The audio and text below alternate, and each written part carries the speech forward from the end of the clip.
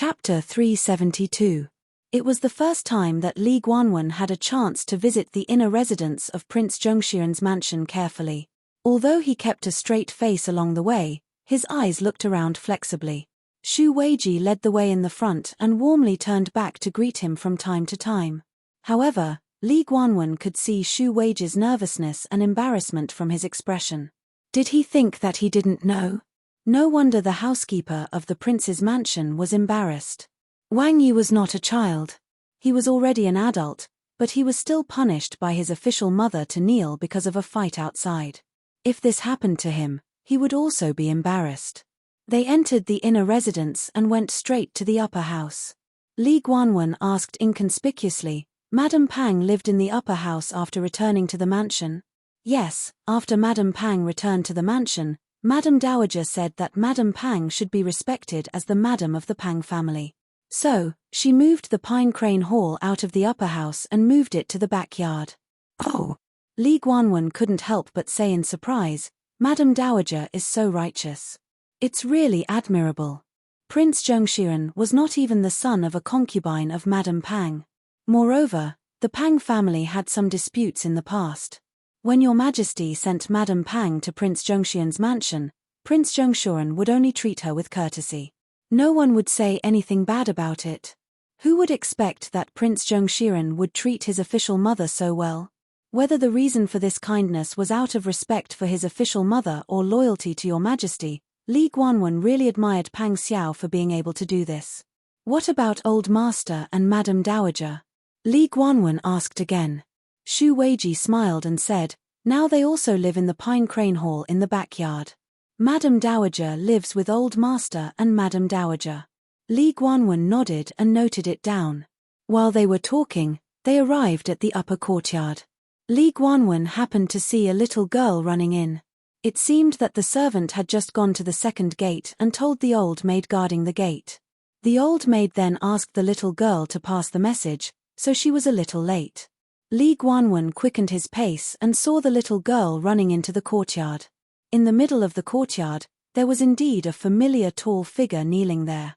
Prince Zhengxian was actually forced to kneel by his mother. Even though Li Guanwen had already heard some of it, he couldn't help but be dumbfounded at this moment. It was because Pang Xiao's domineering and majestic image was too deeply rooted in people's hearts that Li Guanwen couldn't connect this embarrassed person who was punished by his official mother to kneel with the god of war Wang Yi in his memory, who could make enemies tremble with fear with just a stare. Pang Xiao might have heard the little girl's message. He suddenly turned around and saw Li Guanwen enter the courtyard under the lead of Xu Weiji. Li Guanwen clearly saw the unwillingness and embarrassment on Pang Xiao's face. Pang Xiao didn't care about continuing to kneel as punishment. He stood up and looked at Xu Weiji with a sullen face. "Steward Xu, how are you doing your job? Why didn't you inform me earlier that Chief Steward Li was coming?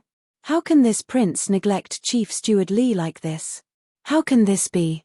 Li Guanwen had served Your Majesty for many years and understood the thoughts of this kind of person. Even though Prince Zhengxian's military power had been stripped, his prestige in the military was still the same. This was a person that even Your Majesty had to be wary of. How could he, a chief of the eunuchs, offend him? Therefore, Li Guanwen lowered his head and bowed, respectfully waiting on the side. He didn't have the arrogance that he had when he arrived. Xu Weiji lowered his head in fear and trepidation. He bowed and said, in reply to Wang Yi, "Chief Steward Li came under the imperial order." This lowly one also had no choice.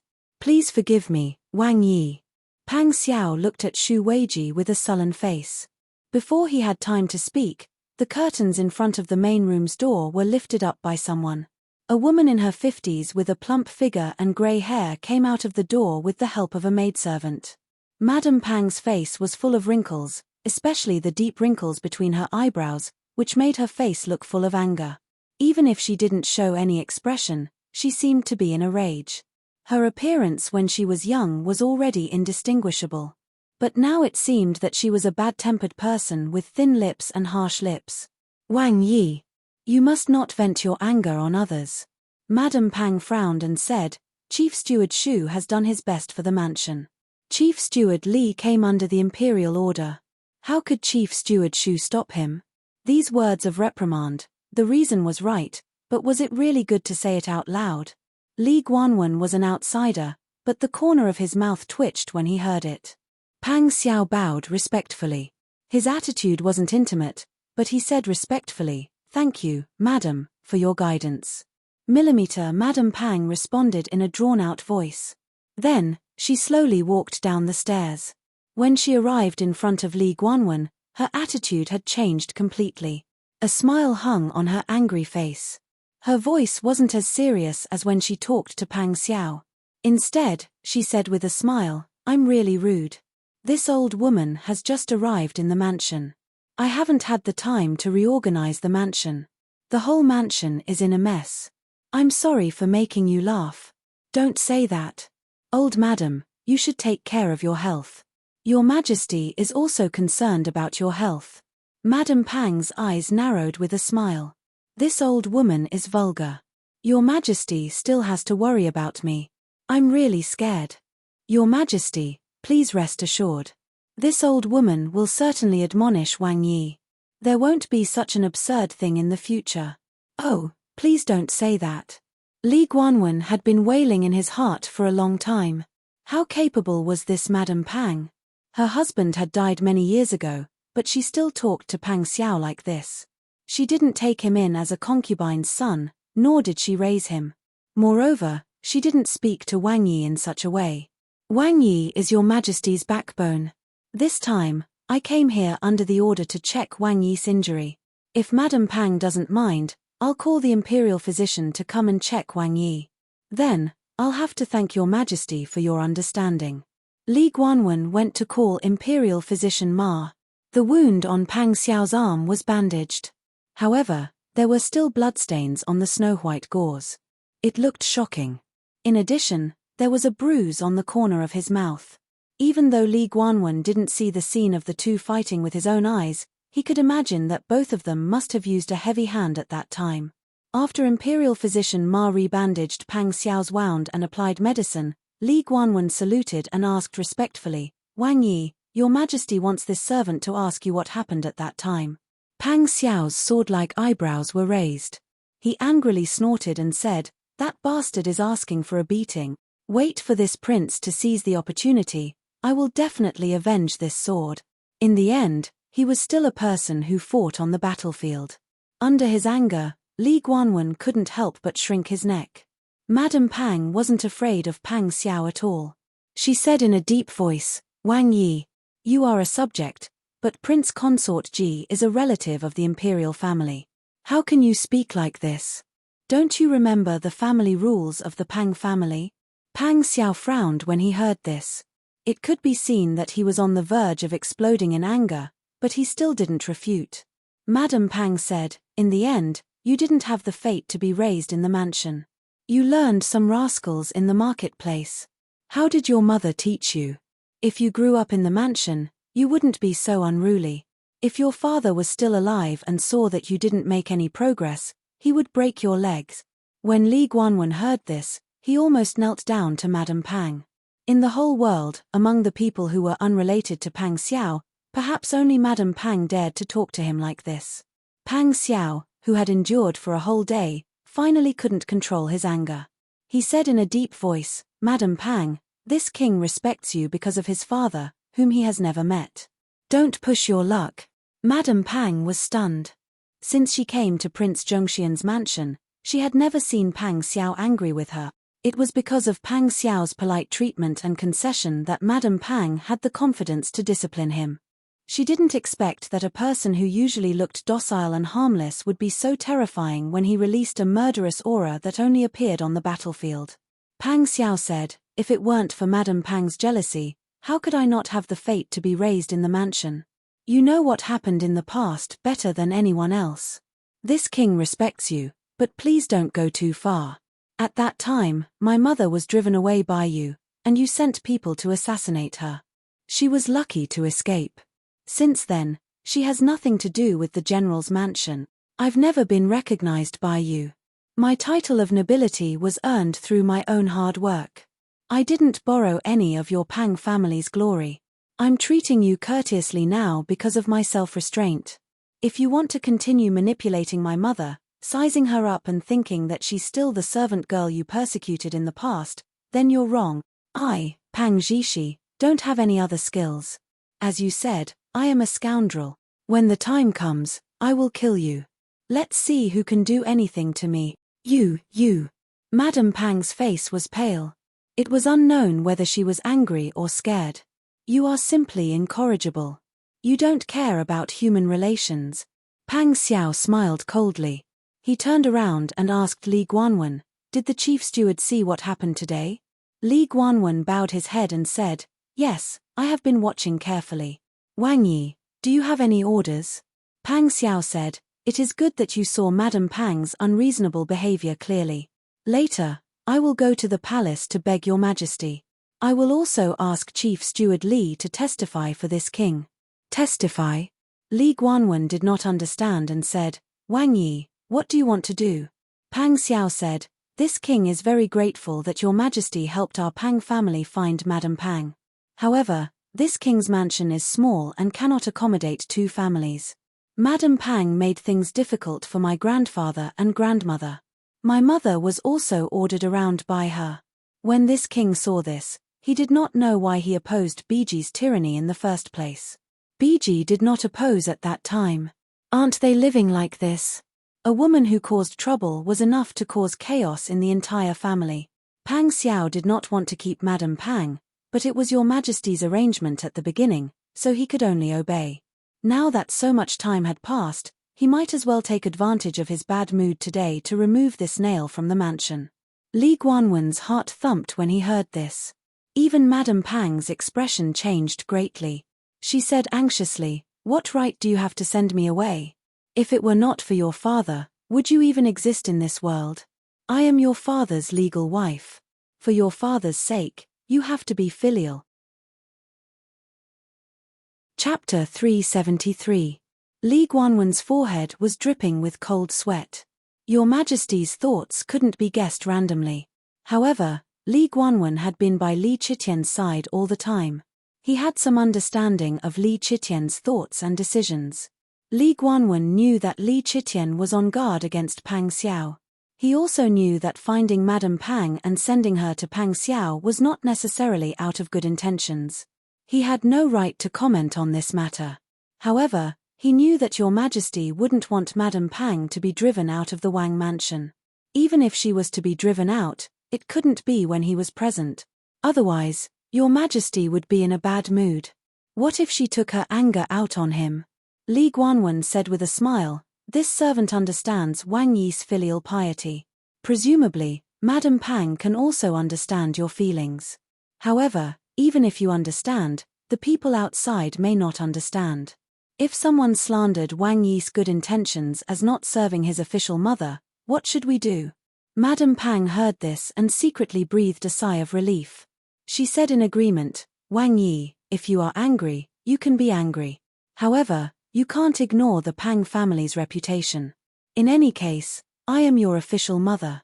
Don't tell me you don't want to serve your official mother." If these words were to spread, wouldn't others slander our Pang family? Li Guanwen had already felt that Pang Xiao seemed to be wavering after saying those words.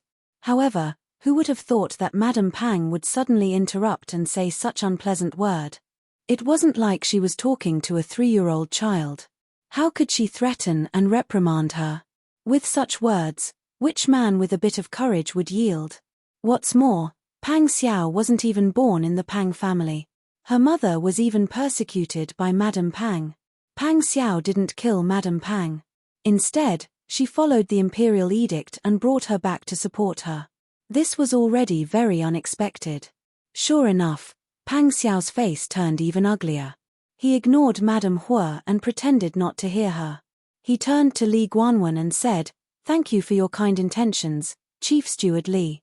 However, this king is sincere and wholeheartedly wants the best for Madame Feng, so he doesn't care what others say or think. As long as Madame Feng could have a good life, it would be fine. This king is worried that Madame Pang will be angered to death if things go on like this." After saying that, Pang Xiao shot a cold glance at Madame Pang. Madame Pang felt as if her heart had been stabbed a few times with an awl. She could even feel the coldness in Pang Xiao's eyes, which were like that of a ferocious beast staring at its prey. She actually felt that if she didn't obediently walk out upright this time, Pang Xiao would have the ability to carry her out horizontally. Why didn't she realize that this person was actually a wolf cub a while ago? His filial piety and obedience to her even made her feel that it was not bad to raise a son like Pang Xiao. She didn't know much about Pang Xiao, and because she let down her guard, she changed from observing him from the beginning to the current situation. If she had known that this person's true nature was so difficult to get along with, she wouldn't have spoken like this. If she was really moved out of the mansion because of this, who knew how furious Your Majesty would be? How could she bear the consequences?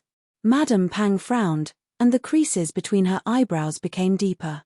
Her fingers tightly grasped the sleeves of her gown, and her lips opened and closed, but she couldn't say anything softly because of her face. She felt that even if she softened her words, Pang Xiao wouldn't let her go, given his temperament. The result would be the same, so why should she make a pointless struggle? Li Guanwen looked on coldly and couldn't help but shake his head at this moment. He didn't know if Your Majesty had contacted Madame Pang in private. If Madame Pang was really someone arranged by Your Majesty, he could only say that Your Majesty didn't choose a good person this time. She couldn't see the opportunity, didn't know how to judge the situation, and didn't know how to be flexible. Madame Pang only knew how to be rude and unreasonable and put on the airs of a mistress. Not to mention that Pang Xiao saw this woman every day, even he, who saw her for the first time, was disgusted with Madame Pang. At this time, Pang Xiao had ordered Huzi to prepare the horse. He turned back and said to Li Guanwen, "I'll have to trouble Eunuch Li to be a witness in front of Your Majesty. Otherwise, this king will speak unilaterally and someone will slander him behind his back." Things had already come to this. Even if Li Guanwen resisted in his heart, what could he do? If he refused Pang Xiao face to face, he would be in an environment where he had to be on guard against Pang Xiao's revenge all the time in the future. Rather than that, it was better to make a good relationship. Prince Zhongshuren is really too polite. Although this servant is slow-witted, I can still distinguish between right and wrong. If Your Majesty asks, this servant will tell you the truth. In that case, I'll have to trouble Eunuch Li. Pang Xiao politely walked out with Li Guanwen. Under the cover of the cloak, he slipped an exquisite brocade bag into Li Guanwen's sleeve. Li Guanwen was stunned. He first touched the bag. The things in the bag were not gold or silver. Looking at the shape of the grains, it should be a bag of gems. Li Guanwen knew that a person like Pang Xiao would not be stingy. He couldn't help but feel happy in his heart. He carefully put the bag of gems into his sleeve pocket. Madame Pang stood stiffly in the same place. Seeing Pang Xiao and Li Guanwen talking and laughing as they left the inner residence, she gritted her teeth and squeezed out a word from between her teeth, "Ungrateful wretch." But no matter what Madame Pang thought in her heart, Pang Xiao still complained to Li Chitian. His arm was bandaged. When he saw Li Chitian, he knelt straight down with a thud. He first complained that Ji Zheyu had hurt him carelessly, shouting, "I have never been injured like this on the battlefield." Li Chitian wanted to see this scene the most in his heart. But in front of Pang Xiao, Li Chitian only comforted him with a few words and did not say much. Pang Xiao sighed softly and changed the topic. He said that he wanted to move Madame Pang out of the mansion. Li Chitian was quite surprised. "Wasn't it fine before? Why did you suddenly say this?"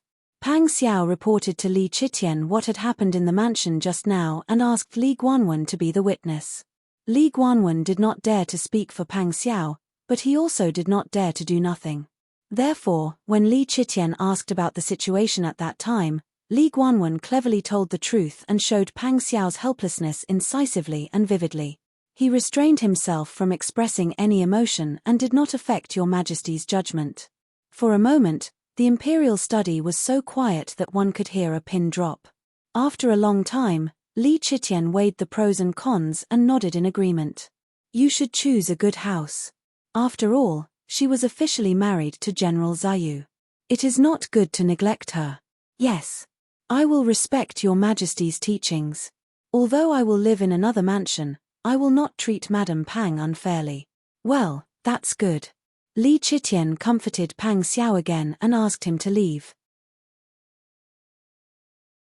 Chapter 374. When Li Guanwen heard Li Chitian's question, his heart skipped a beat. He hurriedly lowered his eyes to hide the emotions in his eyes. His mind was thinking quickly, and in a breath, he said, "Replying to your majesty, from what this servant saw, even if Prince Consort Ji was not as straightforward as Prince Zhengshiren, he was not far off. However, Prince Consort Ji's temperament has always been cold. The fact that he could say a few harsh words already proves that he was angry." When Li Chitian heard this, he thought for a moment and nodded. "We understand. Are their injuries okay?" Li Guanwen respectfully replied, "Replying to your majesty, Imperial Physician Ma went to take a look. The bump on Prince Consort Ji's forehead is not small. It seems that Prince Consort Ji cherishes his face and probably doesn't want to go out for the next few days. Prince Zhengshiren's injuries are not serious. It's just that his arm was pierced by a sword. As for the other injuries, you saw it just now. Prince Zhengshiren's mouth is still blue. These two aren't kids anymore." Li Chitian helplessly shook his head and sighed. "How old are they? They actually fought. We feel ashamed for them. If the civil and military officials of the imperial court knew about this, they would laugh their heads off." "Your Majesty is right." Li Guanwen looked down. He had a premonition that this matter was not far from being known by the civil and military officials of the imperial court. Li Chitian's mind was picturing the scene of Pang Xiao and Ji Ziyu fighting. The corners of his mouth twitched twice, as if he wanted to laugh, but for the sake of his face, he forced himself not to laugh. When Li Guanwen saw this, he hurriedly lowered his head even more. When your Majesty was in such a good mood, he just needed to be an invisible person. This was to prevent your Majesty from venting his anger on him when he was in a bad mood in the future. Li Chitian thought for a moment before realizing that Li Guanwen had already retreated to the side. He was very satisfied and smiled as he ordered Imperial Physician Ma to ask more questions. Finally he thoughtfully called out to Li Guanwen, "Tell the Imperial Institute of Medicine to check their pulse in 3 days, especially Prince Zhengshiren. After all, the one who injured him was my brother-in-law." After pausing for a moment, he said, "I remember that there is a red coral ornament in the storehouse. Go and send it to the eldest princess's residence and say that I gave it to Enyang to play with." "Yes, this servant will go now." Qin Yining was sitting in the carriage at this moment. He frowned and asked Xian Yun, "What did she say? Didn't you say that it was just a fight? How did you get hurt?" Xian Yun said, "This servant doesn't know the details. This servant only heard about it when I left the residence. Prince Consort Ji was so angry that he stabbed Wang Yi. Although he didn't take his life, his blood spilled all over the ground at that time. This person is really..." Qin Yining frowned and twisted his fingers. When he heard that these two people fought, he only thought that it was Pang Xiao's trick. Who would have thought that later he was stabbed by Ji Ziyu? Xian Yun saw that Qin Yining was so nervous about Pang Xiao and couldn't help but secretly laugh. "Miss, don't worry. When you see Wang Yi later, everything will be clear." "Miss," outside the carriage, Xiao Shui whispered, "this servant has asked. Just now, your Majesty's chief steward came to visit the prince's mansion. As a result, Wang Yi and Madame Pang quarreled in the inner residence. Wang Yi was so angry that he went to the palace to meet the emperor in person. He hasn't come back yet." Qin Yining's eyebrows twitched when he heard this. He said slowly, "I see. Let's wait in a hidden place and see what happens." "Yes." The group drove the carriage to a hidden alley opposite the prince's mansion. Qin Yining and Xian Yun stayed in the carriage. Jing Ziyu and the others were guarding around vigilantly. Qin Yining felt a little relieved now. He still had the strength to go to the palace to meet the emperor, which meant that his injury was not serious. However, it was hard to say with Pang Xiao's character. He was used to being tough. If he really wanted to stand out for something, he could endure the injury. However, why did Pang Xiao quarrel with Madame Pang and then go to the palace in a hurry? Qin Yining's fingers gently tapped on the small table, making rhythmic, slow, and crisp sounds. Some clues in her mind were pieced together. She had more guesses. However, Qin Yining did not wait for long. There was movement in the prince's mansion. First, a person and a horse quickly returned to the prince's mansion. Jing Zheyu only had time to take a look. After confirming that the person who came back was Pang Xiao, he went back and forth to Qi Nining. After a while, the side door of the prince's mansion opened again. A gorgeous carriage came out from inside. Behind it were 6 Lanwo carriages, followed by a group of servants. The procession came out of the side door in a mighty manner and stopped in front of the prince's mansion. Pang Xiao stood on the steps, wearing a cloak with a grey fur collar. He looked at the carriages calmly. There was a faint sobbing sound coming from the Lanwo carriage. Someone even opened the curtain and called softly, "Wang Yi, don't let us go. We are the concubines that your majesty gave to Wang Yi." "We won't go," Pang Xiao said expressionlessly. "Madam Pang is this king's official mother. Now she has to live elsewhere to recuperate. If she goes alone, how can this king be at ease? This prince has yet to marry, so the only womenfolk I can trust are all of you. You will serve Madam Pang on behalf of this king. You must accompany her and be filial. If you show even the slightest bit of negligence, this prince will not let you off easily when he finds out." "Wang Yi, we don't want to." "It's okay if you don't want to accompany Madam Pang." Pang Xiao's words made the chattering women disappear. Then they heard Pang Xiao say in an even colder voice, "You are this king's concubines. Even if your majesty gave you this, don't forget your identity. Madam Pang is this king's official mother. This king respects and is filial. He asked you to serve this king, but you all refuse. What's the use of you in the Wang mansion? If you don't want to go, you can go back by yourself." His words made all the women's faces change. At the same time, the first luxurious carriage finally started to move. The curtain was lifted. Madam Pang leaned half of her body out with an angry face. She said angrily, "If you don't want them, you can kill them and sell them. Why do you want to give them to me? I don't want them. Tell those bitches to stay away from me. They are all ugly." The word bitch made the women in the back carriage angry. They all talked back. Pang Xiao listened to the chattering women. He was not annoyed. Instead, he laughed. "Madam Pang, are you confused? No matter how much these women seduce Qiao Qiao, they are not General Kai's concubines. Could it be that you are used to being jealous and can't control your temper now? You evil creature. Madam Pang, you should go to the other courtyard and recuperate. My concubines will serve you well." Pang Xiao ordered, "Let's go. Serve Madam Pang well." Suddenly, the carriage was filled with sorrow. Chapter 375. Pang Xiao stood in front of the door with his hands clasped behind his back. Watching the carriage slowly drive away, he couldn't help but chuckle. Even the pain in his arm didn't hurt as much. Today, he had used this as an excuse to clean up the eyesores in the manor. If these people left the manor today, it would take a lot of effort for them to come back. In any case, these people were already part of the manor. Whether they were allowed to enter or not depended on whether he nodded or not. In this way, when Sister Yi entered the manor in the future, it would be less troublesome. He wasn't worried that Sister Yi couldn't deal with someone as sharp and unkind as Madame Feng. But why should he stay and make trouble for Sister Yi when he could get rid of this obstacle with a plan? Pang Xiao turned around happily. Just as he was about to return to the manor, he saw Huzi winking at him. "What's wrong?" Huzi quietly pointed at the alley across the street. Pang Xiao glanced at him from the corner of his eyes without batting an eyelid. He saw an unfamiliar manservant standing at the corner of the wall. That person's face was ordinary and unremarkable. Although outsiders might not be able to tell, experts could tell that this person must be a person with superb martial arts skills. Moreover, he had been staring at the entrance of the prince's mansion. When he met their eyes, he did not avoid them. Instead, he calmly nodded his head. Pang Xiao had a flash of inspiration. He seemed to have sensed something. He suppressed the excitement in his heart and expressionlessly turned to return to the manor. After returning to the study, he closed the door and said in a low voice, "Do you think Sister Yi is here?" "It must be Fourth Miss," Huzi said with a smile. "Fourth Miss is so concerned about you."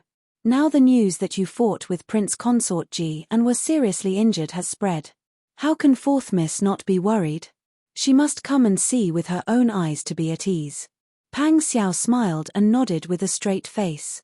He calmly paced around and said regretfully, "It's a pity that there are still spies in the manor. Otherwise, I can bring her in to see grandfather and grandmother.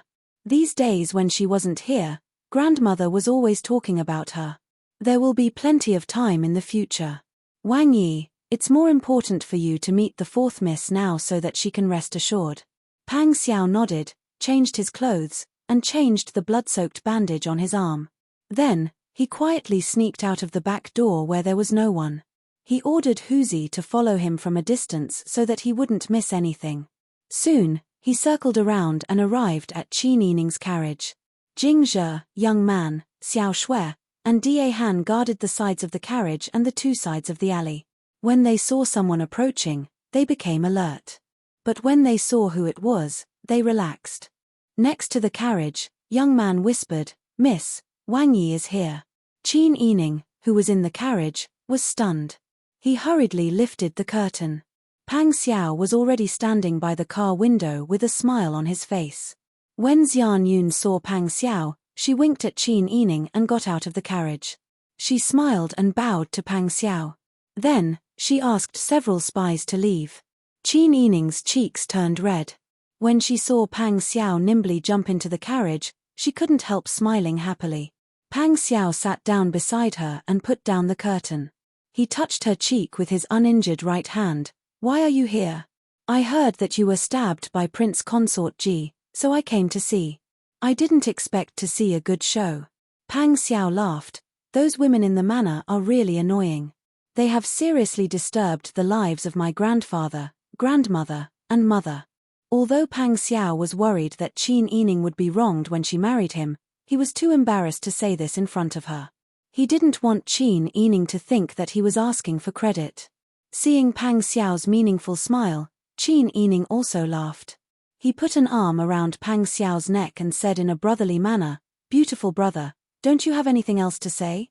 This teasing tone made Pang Xiao laugh. His heart was tickled by her calling him beautiful brother. He put an arm around her waist and pressed her into his arms, nothing else. "You can call me beautiful brother again." Qin Yining leaned over and laughed. "Beautiful brother is clearly using the excuse of being stabbed by your majesty's brother-in-law today to ask for compensation from your majesty. You took away one of your official mothers and conveniently sent your concubines away.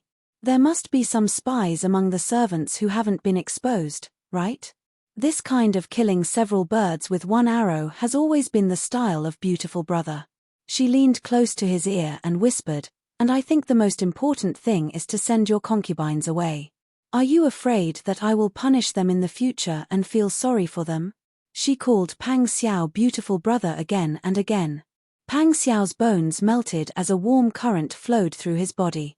The only thing left in his mind was her soft voice and the warm breath that fell on his ear. Pang Xiao was never a shy person. He simply turned over and pressed her against the carriage. He bit the little mouth that he had missed for a long time. Before Qin Yining could react, the world was spinning. She couldn't struggle, so she could only accept it obediently. Pang Xiao only propped himself up when she was almost out of breath. "How am I feeling sorry for them?" "I feel sorry for you." Qin Yining's beautiful eyes sparkled. She smiled softly and said, "I know." Pang Xiao couldn't help but kiss her eyelashes lightly. "I know you know. You are deliberately teasing me." Both of them laughed. Qin Yining pushed him and the two of them sat up straight. Qin Yining asked, "Where did Ji Kwong hurt you? I see that the corner of your mouth is bruised. He hit you hard enough. If he didn't hit you hard enough, how could it be real?" Pang Xiao smiled and said, "The skin on my arm was pierced, but it's not a big deal. Our Lan has a sense of propriety. Did you guys make an agreement beforehand?" Qin Yining lifted Pang Xiao's sleeve. Pang Xiao cooperated and took off his outer robe, showing Qin Yining his injury. "How could we have made an agreement beforehand? I just went to his residence to sit for a while, drink tea, and chat. When I went out, I met the Enyang eldest princess. I thought that since it was rare for me to come across this kind of situation, I might as well take advantage of the opportunity. Arlan and I are in the same situation, so he must have thought of this. We spoke a few words and guessed each other's intentions, so we fought. You guys didn't make an agreement beforehand. You actually have this kind of tacit understanding. It was from the battlefield in the past. Although our situation is very different from before, there is a chance that we will stand on opposite sides. But we still have a tacit understanding of each other. Qin Yining nodded in understanding and said with a sigh, being born in this world, there is nothing we can do about it. However, although Prince Consort Ji's strategy is not bad and he does not lack decisive methods, he is still a good brother. That's right. Pang Xiao couldn't help but sigh. Our situation is not the same as before. Although we will scheme against each other, we can understand each other. Sometimes, we have no other choice. Qin Yining nodded, thinking about it. This is the difference between men and women. If two good sisters wanted to scheme against each other to protect themselves, they would not be so open-minded and their relationship would have been broken long ago. But you men are not the same. It doesn't distinguish between men and women, it just depends on who it is. Jilan and I have a life and death friendship, and I have always admired his character and martial arts. He is a straightforward person, so I am willing to treat him honestly. Because our situations are similar, we know how difficult it is for each other. At this point, Pang Xiao couldn't help but laugh. The two of us are scheming against each other to protect ourselves, and we know that we are scheming against each other. So it is not a bad thing to have this kind of tacit understanding. Your wound is still bleeding. Qin Yining saw that the bandage on his strong arm was bleeding and said worriedly, don't move too much these few days.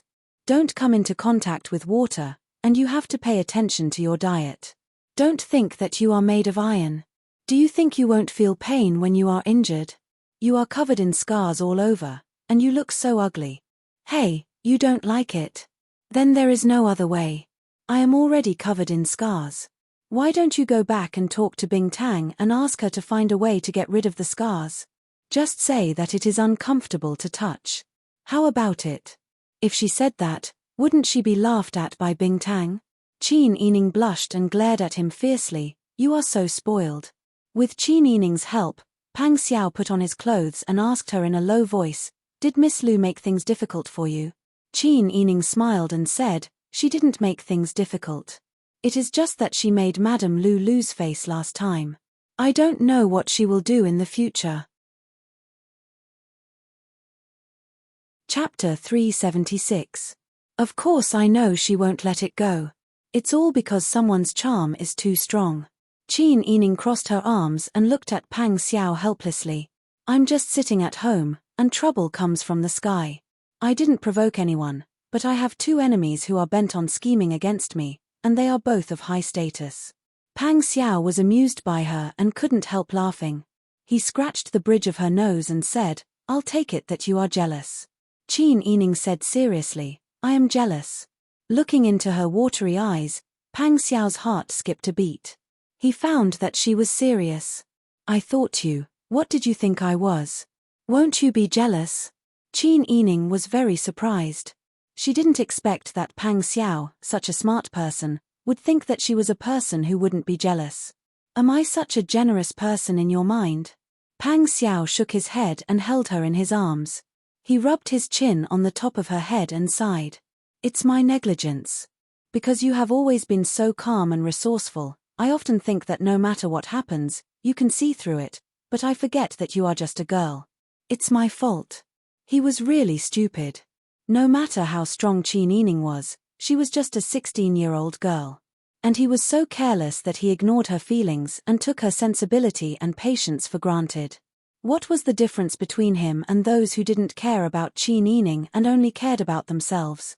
Sensing Pang Xiao's low mood, Qin Yining smiled and looked up. She took the initiative to kiss his chin. What's right and wrong? Although I am a girl, I have never been weaker than anyone else. You are a man, but you think so much. You are not as open-minded as me. Pang Xiao didn't know whether to laugh or cry. He said, I'm not open-minded enough. I just feel sorry for you. Qin Yining's warm breath brushed against his ear. He hurriedly turned away and pushed Qin Yining's shoulder, saying, "Let's just talk for a while. Don't let others see and make wild guesses."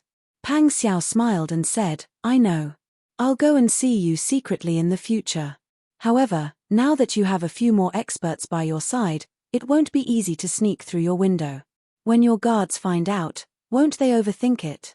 Qin Yining blushed at her teasing and snorted softly, "That was arranged by my father to guard against you. Is father-in-law still holding a grudge over what happened last time?" Pang Xiao joked. Qin Yining glared at him. When he thought about how Qin Yining purposely let Qin Huayuan see his shadow, he got angry. He pushed Qin Yining's shoulder and said, "Go, go. Go back and recuperate." Pang Xiao didn't tease her anymore. He pulled her soft, white hand and kissed it, then jumped down from the carriage. When Xian Yun saw Ming Xiao come out, she approached him and bowed. Pang Xiao said, "Take good care of your daughter." "Yes. This servant will do my best." Pang Xiao nodded and quickly walked in the opposite direction of the prince's residence. Qin Yining lifted the curtain with her white hand. Seeing that he was far away, she ordered them to go back. Qin Yining felt relieved. He even saw a good show. Most importantly, he met and chatted with Pang Xiao for a while. He was in a good mood and couldn't help but smile the whole way back. Xian Yun knew that her mistress was thin-skinned, so she didn't say much. However, she couldn't help but smile the whole way. Recently, the capital was very lively. First, there was the news that Madame Lu was scolded by her brother in public because of Minister Qin's daughter. Then, there were people who gossiped about the relationship between Prince Consort Ji, Prince Zhongshiren, and Princess Royal of Anyang 3 times a day. When the news of the battle between the Tiger Army and the Dragon Stallion Army spread, the whole thing reached a boiling point. Almost everyone knew about it. Everyone didn't have much entertainment on a normal day. During the cold winter, they didn't like to walk outside. Now that the weather was warmer, they walked outside more often and heard more news. Qin Yining saw that the public opinion was developing in the direction that Li Qiqian wanted. He knew that Pang Xiao was behind this. The more time he spent with him, the more Qin Yining realized that Pang Xiao was actually a meticulous and cunning person. At least, he wasn't as rough as he looked on the surface. As long as Pang Xiao was willing to use his brain, she could be at ease. However, seeing that the battle between the two war gods had suppressed Madame Lu's matter, Qin Yining didn't see Madame Lu's counterattack for a few days. He thought that the matter had already passed. Who would have thought that Lu Dahan would suddenly rush over to see her? "Benefactor, people from the Marquis of Zhongyong's manor came to find me today. They said that they wanted to buy your residence at a high price. If I wasn't willing to sell, they would kill me." Qin Yining said in surprise, "Madame Lu of the Marquis of Zhongyong's manor sent people to find you?" "Yes," Lu Dahan said, "I, old Lu, am not afraid of death. However, I'm afraid of doing something wrong and implicating Benefactor. A few days ago, didn't people say that Benefactor and that woman from the Marquis of Zhongyong's manor didn't get along? Perhaps she purposely came to find trouble with you." Qin Yining furrowed his brows in deep thought. Currently, the residence they were living in was in the process of being handed over between the two families. She had previously placed the residence under Lu Dahan's name and had him hand it over to Qin Huayuan. He didn't need to pay any money and only needed to transfer the ownership. Who would have thought that after suffering so many times, Madame Lu still wouldn't give up and wanted to continue opposing her? "Benefactor, what do you think we should do now?" Qin Yining said, "You don't need to be afraid. She won't do anything to you. Even if she's serious, I'm not afraid. However, are we going to continue to be in a deadlock with Madame Lu? She wants to buy it. If I don't sell it, even if she doesn't kill me in front of me, she won't let us have an easy time. Why don't we just sell the residence to her at a high price? This way, we'll have money and buy a better one. Let her suffer this loss." Qin Yining heard this and shook his head in amusement. Lu Dahan was a one-track-minded person. If they bought another residence, wouldn't Madame Lu accept the money again? The Lu family was a century-old family with a deep foundation.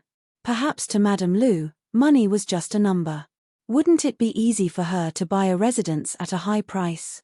Moreover, If she took the opportunity to ask Madame Lu for money, she would have to lower her head. Qin Yining had never been a person who lowered her head easily. She would rather be enemies with the Lu family than do anything that would harm the family Qin's reputation. If the harem didn't do things openly, wouldn't her father become a laughingstock in the imperial court? Young lady. At this moment, Qiu Lu came to the door and bowed. Young lady, the Lu family sent a letter saying that the 3 masters aren't at home and there's no one in charge. Madame Lu instructed us to pass the letter to you. Let me take a look. Qiu Lu handed the gilded letter to Qin Yining. Qin Yining couldn't help but be astonished after reading it carefully.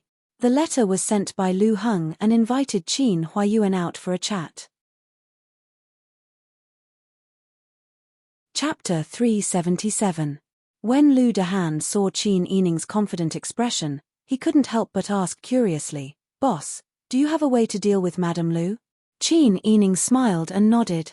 "Yes, I'll have to discuss this matter with my father later. But you don't have to be afraid. Just focus on living your life peacefully. Madame Lu wants to deal with me, so she'll only think of ways to deal with me. As for you, she's just trying to scare you. She wants you to sell the house to her and embarrass my family Qin."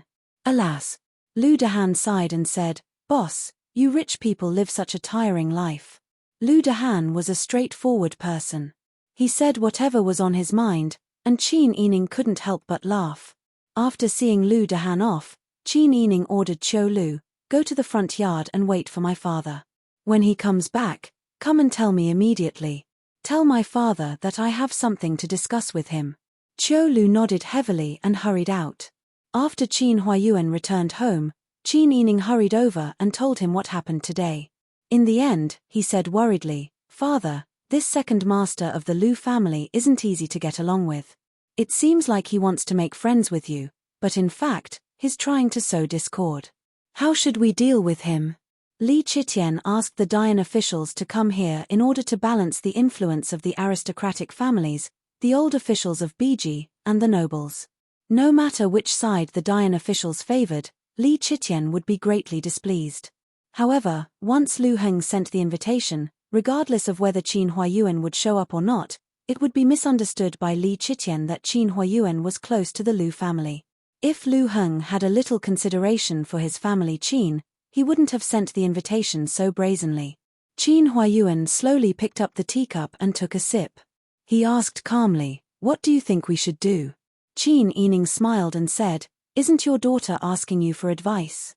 Why are you asking me?" Qin Huayuan pretended to be angry and glanced at Qin Yining, saying, "Are you still pretending in front of your father?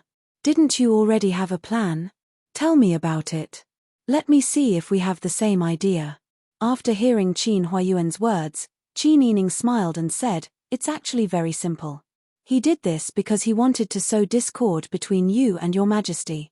If you don't attend the banquet, it means that you look down on the Lu family. But if you go, your majesty will definitely be displeased with you. So, I thought of a way to beat them at their own game." Qin Huayuan's eyes lit up when he heard this. He put down the teacup and looked at Qin Yining with a smile. Qin Yining said, "Didn't Madame Lu say that if Lu Dahan didn't sell the residence to her, she would kill him? She's a lady from a respectable family. How could she act so arrogantly? I should teach her a lesson so that she won't always come out and prance around and annoy me."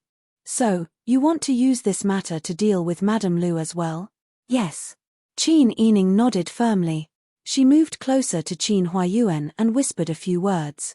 When Qin Huayuan heard this, he couldn't help but pinch Qin Yining's cheek. "Little girl, how did you think of this? We actually have the same idea." Qin Yining giggled and said, "Because I'm father's daughter. We naturally have the same idea.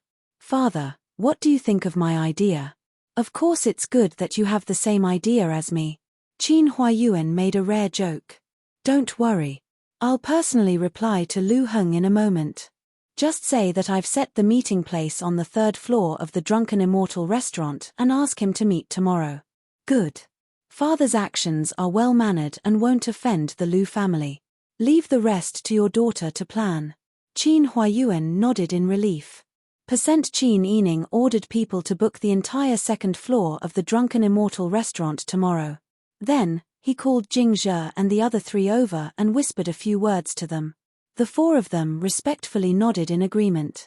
After they finished assigning tasks, it was soon the afternoon of the next day.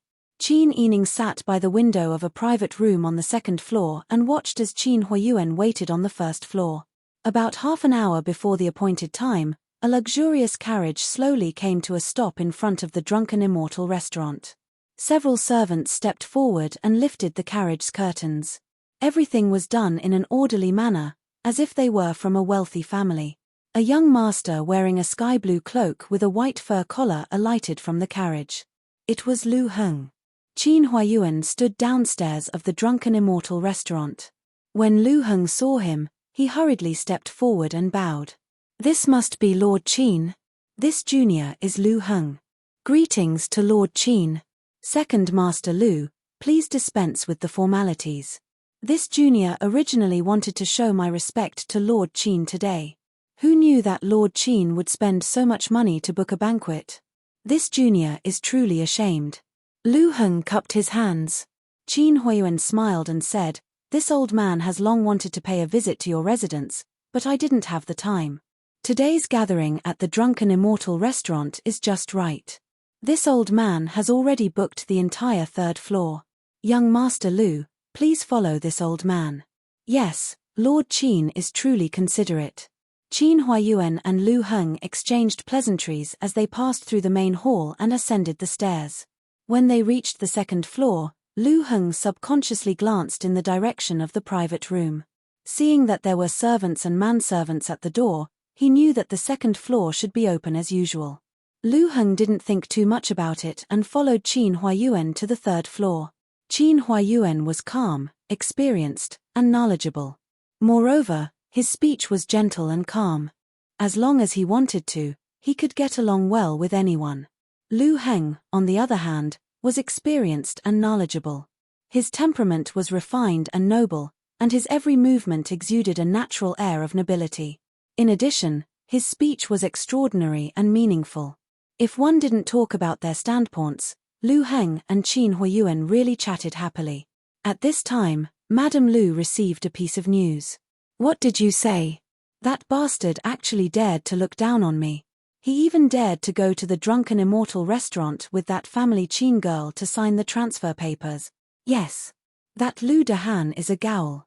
He said that he made an agreement with the family Qin, so it's a done deal. No matter how much money we give, Lu Dahan will still sell the house to the family Qin." Our people all saw the family Qin girl go to the Drunken Immortal restaurant to meet Lu Dahan. Madame Lu was so angry that her whole body trembled. "Bah! This kind of lowly body actually has the surname Lu? He doesn't deserve it. Come." Madame Lu's voice was extremely sharp. The servants and gigolos outside responded. Madame Lu said, "Bring all the bodyguards and martial artists in the house. Call all the manservants. Grab your weapons and follow me to the Drunken Immortal restaurant." Percent at this time, Qin Yining was bored to death. He was sitting on the seat by the window, drinking tea and pondering. He thought that if they didn't talk about serious matters now, his father and Lu Heng should be able to chat happily. He didn't know if the big fish over there had taken the bait. Chapter 378. Qin Yining's lips curled into a meaningful smile as he turned around to look at Jing Zhe. Jing Zhe immediately understood and led the other three spies to guard the staircase on the second floor.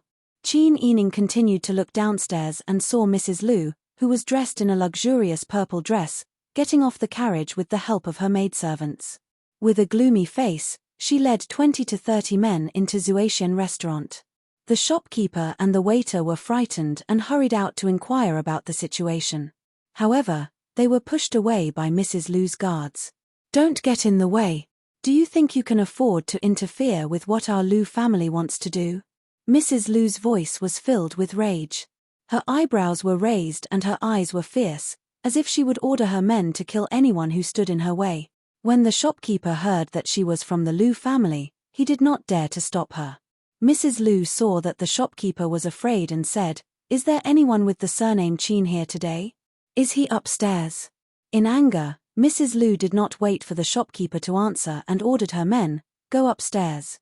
If you see anyone who is selling a house with the family Qin, beat them to death on the spot. You will be rewarded handsomely if you kill them. Don't be afraid. If anything happens, the Lu family will take responsibility. Yes. The servants' roars were deafening. Each of them carried their sticks and walked up the stairs aggressively, causing the wooden stairs to creak as they stepped on them. The diners on the first floor had already retreated to the side. They whispered to each other and craned their necks to look upstairs. There were also some people who thought that they could not afford to offend the Lu family and hurriedly paid the bill and left this place. Mrs. Lu pursed her lips and sneered. If the tiger did not show its power, the family Qin would treat her as a sick cat. That Lu Dahan did not know what was good for him. Did the family Qin not know what was good for him either? No, that damned family Qin girl did not know what was good for her. Today, she was going to make her understand just who had the final say in the capital. Who are you people? At this moment, Jingzhe, young man, Xiao Shui, and Da Han blocked the staircase. The thugs of the Lu family who rushed up were all aggressive. They looked at the 4 ordinary servants who were blocking the way and didn't take them seriously at all. They pushed them aside and said, "Don't meddle." Someone turned around and asked Madame Lu, "Madam, which floor are we going to?" Mrs. Lu looked at the shopkeeper coldly and said, "The family Qin has an appointment with someone." "Which floor is it?" The shopkeeper thought for a moment.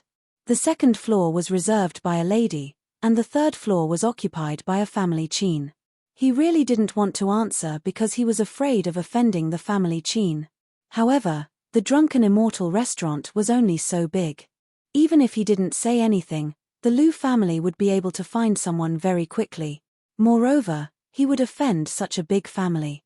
Thinking of this, the shopkeeper decided that a wise man knew better than to fight when the odds were against him. He said slowly, "Yes, it's on the 3rd floor." Mrs. Lu received a response and said, "She's on the 3rd floor. Go up and give that Qin Wanru a good beating when you catch her." "Yes." The thugs pushed aside Jingzhe and the others who didn't stop them at all and went up the stairs from the 2nd floor to the 3rd floor without any hindrance. Mrs. Lu was also the last to go up to the 2nd floor. At this moment, a magnetic and gentle male voice suddenly came from the 3rd floor. "Second Master Lu, what's the meaning of this? Are these the thugs of the Lu family deliberately making things difficult for me?" "Second Master Lu?" Mrs. Lu stood there in shock. Her expression was uncertain and her mind was in a mess. The thugs rushed up to the 3rd floor recklessly and shouted, "Our madam has given the order. Qin Wanru, come and face your death. How dare you compete with our madam for real estate? Qin Wanru, you don't want to live in the capital anymore." In order to please Madame Lu, the servants were willing to do anything. Many of them didn't know what was going on. They only knew that Madame Lu had ordered them to beat up a girl with the surname Qin, so they all started cursing. Qin Huayuan said with a dark expression, "It seems that Second Master Lu came prepared for today's appointment." Lu Heng said with a livid expression, "Master Qin, please don't misunderstand. I don't know where these people came from either." At this moment, Mrs. Lu heard Lu Heng's voice and finally realized what was going on. She vaguely felt that she had fallen into a trap. She hurriedly went up to the 3rd floor. "Second cousin, it's me." Lu Heng stood at the top of the stairs on the 3rd floor and looked down. He saw Mrs. Lu smiling awkwardly. "What's going on here? Master Qin and I agreed to have a drink here today, but you brought so many people here to make a scene. What are you trying to do? Do you want to commit murder on the streets?" "Second cousin, I." Mrs. Lu was so anxious that sweat appeared on her forehead. "No, second cousin, please don't misunderstand. I wouldn't commit murder on the streets. I just heard about it. I heard." She wanted to say that she was here to go against Qin Yining and to destroy the mansion that Qin Yining had bought. But halfway through her sentence, she suddenly remembered that Master Qin, who was meeting with her second cousin, was the father of that slut, Qin Yining. What was going on here? She had clearly heard that Qin Yining was discussing the mansion with someone on the 3rd floor. How did it turn into a small gathering between her second cousin and Master Qin? Mrs. Lu realized that she had been tricked. She stood awkwardly on the spot and didn't know what to do. Lu Heng rarely showed his emotions, but today, he was so angry that he almost cursed out on the spot. Qin Huayuan stood with his hands clasped behind his back and said with a dark expression, "It seems that I've made a connection with the Lu family." "Don't say that, Master Qin. Please don't lower yourself to the same level as a woman. Isn't this woman from the Lu family? If you want me to lower myself to the same level as her, at least she's not hostile to my family, right?" Qin Huayuan looked at Lu Heng and said, "I don't know if you've heard that someone from the Lu family is threatening to make it impossible for our family Qin to survive in the capital. Today, Mrs. Lu brought her hired thugs to pick a fight. In the future, won't she also dare to kill people on the streets?" Qin Huayuan's sharp eyes swept over Mrs. Lu's pale face. He sneered and said, "It seems that we really have to be careful. However, I don't agree with the way the Lu family teaches their daughter." Lu Heng's face flushed red. He wanted to cut Mrs. Lu into pieces. He had wanted to use today's opportunity to make Your Majesty believe that the Lu family was on good terms with the family Qin. That way, Your Majesty would distance himself from the Dian's surrendered subjects.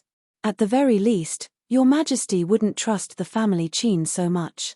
That would be the most beneficial for the family. Who would have thought that something like this would happen?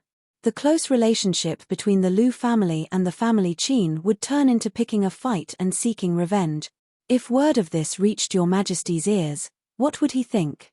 At the very least, his plan was ruined. However, Lu Heng felt that no matter how stupid Mrs. Lu was, she wouldn't bring her men to pick a fight with him after hearing that he was meeting someone here. There must be something fishy going on. Chapter 379. Mrs. Lu turned around with an ugly expression and saw Qin Yining's detestable face. "What are you doing here?" Qin Yining smiled. "Our family bought a house, so I'm here to look for the original owner to sign a contract. Why did big sister Lu barge in with so many people and speak to my father so rudely?" At this point, Qin Yining looked at Lu Heng with her beautiful eyes. "Is there some misunderstanding between the Lu family and my family?" Qin Yining was clearly implying that the Lu family was deliberately toying with the family Qin. Qin Huayuan was the one who had arranged a meeting with Qin Huayuan, and Qin Huayuan had politely booked an entire floor of Drunken Immortal just to meet with Lu Heng. However, Mrs. Lu had brought people to do this. If this was all arranged by the Lu family, then it would be trampling on the family Qin's dignity. Lu Heng, Mrs. Lu, and the onlookers downstairs understood this simple logic. Mrs. Lu's face was livid. "Don't make irresponsible remarks. How could there be any misunderstanding between the Lu family and the family Qin?" "No misunderstanding?" Qin Yining's face suddenly turned cold. "So you're saying that big sister Lu did this on purpose? What kind of enmity does my family Qin have with big sister Lu? Why do you have to offend my father like this?" Qin Yining was naturally beautiful. In her anger, her almond-shaped eyes seemed to light up like two flames. Her gaze was so bright that it was frightening. Lu Heng, who was upstairs, couldn't help but walk down slowly. Her originally gentle jade-like beauty had suddenly turned into such an aggressive beauty. When Madame Lu saw this, she couldn't help but feel jealous and resentful. If she were 10 years younger, would she have lost to her? "You don't have to accuse me of something like this. I have no enmity with Lord Qin. Why would I offend him on purpose? Then why are you here? Don't tell me you brought your subordinates out for a walk and happened to pass by." "You." How could Mrs. Lu not hear Qin Yining's sarcasm? But now that things had come to this, it was hard for her to defend herself. In front of Qin Yining and Qin Huayuan, she naturally couldn't tell them that she had received a tip-off from someone else. In order to stop Qin Yining and Lu Dehan from signing the document, she had specially come to make trouble and teach her a lesson. If it were just the two of them, she naturally wouldn't be afraid of anything. However, now that Lu Heng and Qin Huayuan were both here, and she didn't know that Qin Huayuan was on the 3rd floor, she actually said so many things that she shouldn't have. She even ordered people to deal with the people on the 3rd floor, saying that if anything happened, it would be the Lu family's fault. At this moment, when she met Lu Heng's gaze, Mrs. Lu only felt a splitting headache and chills all over her body. Because she had never been in a position to make decisions for the Lu family. Just as Mrs. Lu was at a loss for words, Lu Dehan stopped 3 steps away from Qin Yining. He bowed and said, "Miss Qin, we meet again." "Young Master Lu." Qin Yining returned the greeting. Lu Heng smiled at Qin Yining. His gaze was 3 parts playful, 3 parts admiring, and 4 parts understanding. He knew Mrs. Lu's temperament the best. Even though she was brainless and domineering, if Mrs. Lu knew that he and Qin Huayuan were upstairs, she definitely wouldn't have acted the way she did just now. Therefore, Lu Heng could conclude that Mrs. Lu must have received some news and mistakenly thought that Qin Yining was upstairs. That was why she dared to act so arrogantly and cause today's incident to happen. Lu Heng saw the shocked expression on Mrs. Lu's face when she saw Qin Yining just now. She clearly couldn't believe that Qin Yining would appear here at this time. How much did Qin Yining plan and manipulate for this matter? Lu Heng didn't believe that Qin Yining would coincidentally meet someone here to discuss matters. He also didn't believe that Qin Yining's bodyguards were so useless that they couldn't obstruct Mrs. Lu's hired thugs at all. He believed that Mrs. Lu's heart was as clear as a mirror. She clearly saw through Qin Yining's plan. It was just as he had guessed. It was such an obvious trap. His plan to sow discord between Your Majesty and Qin Huayuan was successfully suppressed. It even included Mrs. Lu, who had offended Qin Yining a few days ago. Could this be Qin Huayuan's plan? After all, Qin Huayuan was known as Pan and the Wise. Or could it be that this extremely beautiful young woman in front of him had planned this? Lu Heng leaned towards the second guess. Because if Qin Yining had nothing to do with this matter, she wouldn't be standing here and taking the initiative to talk to Mrs. Lu. Lu Heng could feel that Qin Yining was a proud person. She didn't care about Mrs. Lu's tricks behind her back. She only wanted to step on them, who were blocking her path, openly. She wanted to directly tell them that regardless of whether it was Madame Lu's unyielding attitude towards the matter of the Qin family residence, or his attempt to drive a wedge between the Qin family and the emperor, she had seen it all clearly. Moreover, she wanted to directly strike them in the face and let them completely understand the pain. Lu Heng had never seen such a beautiful, outstanding, intelligent, and imposing woman in his life. Lu Heng felt as if someone had brushed his heart with a feather. It was itchy and soft. Even though his plan had been disrupted, no one could understand the inexplicable joy in his heart. Lu Heng's mind raced as he analyzed all of this. In fact, it only took a few breaths for him to do so. His expression didn't show any abnormalities. "Please calm down, Miss Qin. Today's matter is probably a misunderstanding. I'm on good terms with Lord Qin. I don't have any ulterior motives, nor do I have any intention of humiliating you. Moreover, why would I purposely create such a situation to embarrass Lord Qin? This doesn't benefit me at all." Qin Yining smiled and said, "That's right. It doesn't benefit you at all, but it greatly benefits Mrs. Lu. Didn't she threaten to make it impossible for our family Qin to stay in the capital?" Lu Heng smiled and said, "The Lu family has been passed down for more than 100 years. It's inevitable that there are good and bad people in the family. I'll definitely discipline them strictly when I get back." In the end, Lu Heng suddenly lowered her voice and whispered in Qin Yining's ear, "Miss Qin, you're not satisfied with Madame Lu's behavior. I'll deal with everything for you when I go back. Since Miss Qin's plan has succeeded today, it's best for both of our families to stop while we're ahead. Both of our plans didn't succeed, so we'll consider it a draw. How about it?"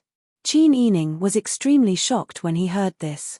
He didn't expect Lu Heng to see through the essence of the matter in such a short amount of time.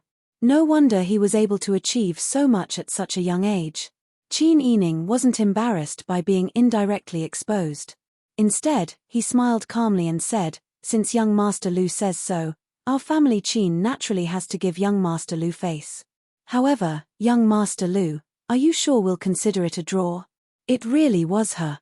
From the meaning of her words, it was clear that today's matter was indeed planned by her. She was so confident when she told Madame Lu that she was the one behind everything that had happened today. Lu Heng's heart started to race again. Even though he was already married and had seen countless people, This feeling of his heart racing in front of a woman was something he had never experienced before. Just as Lu Heng was looking at Qin Yining's unfathomable expression, Qin Huayuan came downstairs to their side.